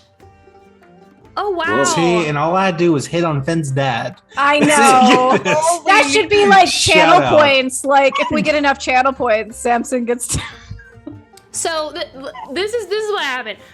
Urimir and Samson, like I think, had the highest passive investigation or something at the time. I can't remember. And I was like, you noticed something about Rue Thorn, because he was up there during the funeral. You noticed something about Rue Thorn, like from this distance, and I'm gonna send a message to you individually, privately, and I sent it to them. You can go back and watch because I did that. I sent it to them privately, and it says something along the lines of like, Rue looks strikingly like Finali. They look like he has freckles and everything just like him. And both Daniel and Brandon, I'm just watching them as I send them the message, and I see them look at their phones and they just put it back down and they just continue going. Apparently, they didn't connect the dots. So since then, I've had to figure out how I was going to bring the that dots. back. I have connected the dots now. You know what though? Like, do I really want to meet him like at a funeral? No, you know how you're gonna meet him? You're gonna meet him drunk at the birthday. Oh my god, it's gonna happen. Super drunk. Excellent. I should have invited him to the birthday party. Yeah, Oh you my should. god. That would have been so good. Please do. No, that would have been absolutely terrible. I would never do that. All I'm Like, we're having hearing a party is later. peace and quiet for Luden for a little bit on this boat. It's like, Or yeah, we're going to delicious family drama. It's like we're going to a How about party. both? Everyone's kind of already paired off. I'm in need of a +1. Are you busy? Like, what's up? Phew. Gosh, that was great. I'm so happy. Hilarious. I just love seeing everyone's reaction. Like as soon as they put it together, everybody started flipping out. It was like, yeah, I knew.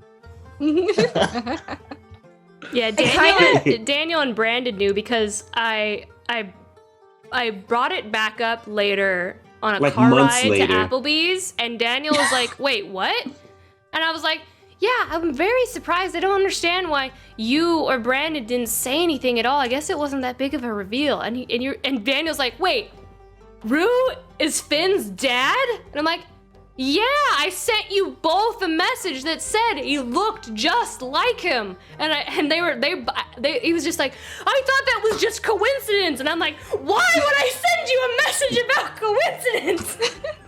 Striking. And then Daniel was like, "Send it to Brandon. I bet you he missed it too." I bet you he missed it too. So shout out to all of our followers and subscribers. If this is the kind of content you like to see, go ahead, Lauren. Yeah, I'll finish up here. If you enjoyed our Patreon, so we can stream more about this for the after show. Yes. Thank you. Let me thank all the new peeps here. Let me scroll back a little bit. I cannot believe we got 20 gifted. I wish I knew who it was. 20. Anonymous person. Oh wow, that's amazing. Go what? That's $100. Just wow. Shout out. That is amazing. Thank you, Danielle Lenoir, for the resub. Happy Monday. Thank you, Mud Grizzly, for the follow. Lawful Stupid RPG for the raid of 32 viewers. Thank you, Elias Prime X, for the cheer of 100 bits. Geek Butts for the raid of 4. AM Crenshaw for the follow. Stone Less B for the follow. Jackistan for the follow. Say Sausage for the resub Prime. Gunner21 _ for the sub. And then the anonymous gift tier sub of, it looks like 1. This looks like 1. There was 1 gift tier sub to RFC Pato Patton from an anonymous. Helton J. Matei for the follow. And then the 20 gifted tier 1 subs from Anonymous. Which, wow. And look, I just got a squawk. A little parrot hype train emote. Yeah. Let's see, and hello Love Doves for the cheer of 100 bits. And we unlocked level 5 hype train. How amazing. Yeah, so if you enjoyed our show, we have other shows on our channel. If you enjoyed our show, please consider using that free Twitch Prime sub. It takes a lot of work to bring you this content every week, and we love seeing you every week, and we want to continue doing what we do. And it's all possible because of all of you. If you enjoy our other shows, on Tuesdays, we typically have Twisted Veil, which is at 8 p.m. Central Standard Time. Tomorrow, we're actually going to have the final conclusion of Zach's one-shot. Twisted Veil and his one-shot both use the Through the Breach weird system. It's not Dungeons and Dragons. It uses card flips. It's very steampunk Victorian horror. So you can join us for the conclusion of that one-shot on Tuesday. I don't know why Danny's laughing. You can also watch the first part of that one shot, which is still in our VODs, or you can watch, it would be on our VODs on Twitch. I don't think it's on YouTube yet. But you can watch it on Twitch if you want to watch part 1 before part 2 happens tomorrow. And then Wednesday's Iron Valor, where we play various Wizards of the Coast modules. Right now we are running Candlekeep Mysteries, and Daniel runs that. Raina and Christian are in that show. Wait, Brandon runs that? Brandon runs that. Did I not say Brandon? Is there something I need to know? If I'm not running it, you definitely said Daniel runs it. Oh, did I say Daniel? I'm sorry. Yeah. I meant to say Brandon. I just produced the show. Right. Brandon runs that show. Christian and Raina are in it. And you can watch that Wednesday at 7:30 p.m. Central Standard Time. And Friday on Short Rest, you can join all of the cast here on Fate's End. We're going to be rolling for our special powers and detriments, since everyone now knows which sign they are from the Stargazer's Guide to Aurora. So we're going to be rolling that. We're going to be talking about the signs on Friday on Short Rest. The time is a little bit hazy right now because I know schedules are a little bit different. So it's usually at 8 p.m. Central Standard Time, but I think we're doing it earlier. You talking about short rest? Yes. We'll be doing that later. Later. So we'll be doing like it 9 later. o'clock. So 9 p.m. At 9 p.m. Central Standard Time. We'll post about it on Twitter and our social media as well, so you'll be able to keep up with that. And that is Friday, Short Rest, where we usually hang out with cast and crew and do various different things during Short Rest. Other than that, I think we're rating someone. Who are we rating this evening? Of this amazing, wonderful evening that we've had. The ice cream sandwich. Ooh, Dice Cream Sandwich. I like them. All right, other than that, we will see you all next Monday for more Fate's End. Thank you so much for joining us. Thank you for all the subs and all the support that you guys give us. We love you, and we will see you all next time. Let's go raid.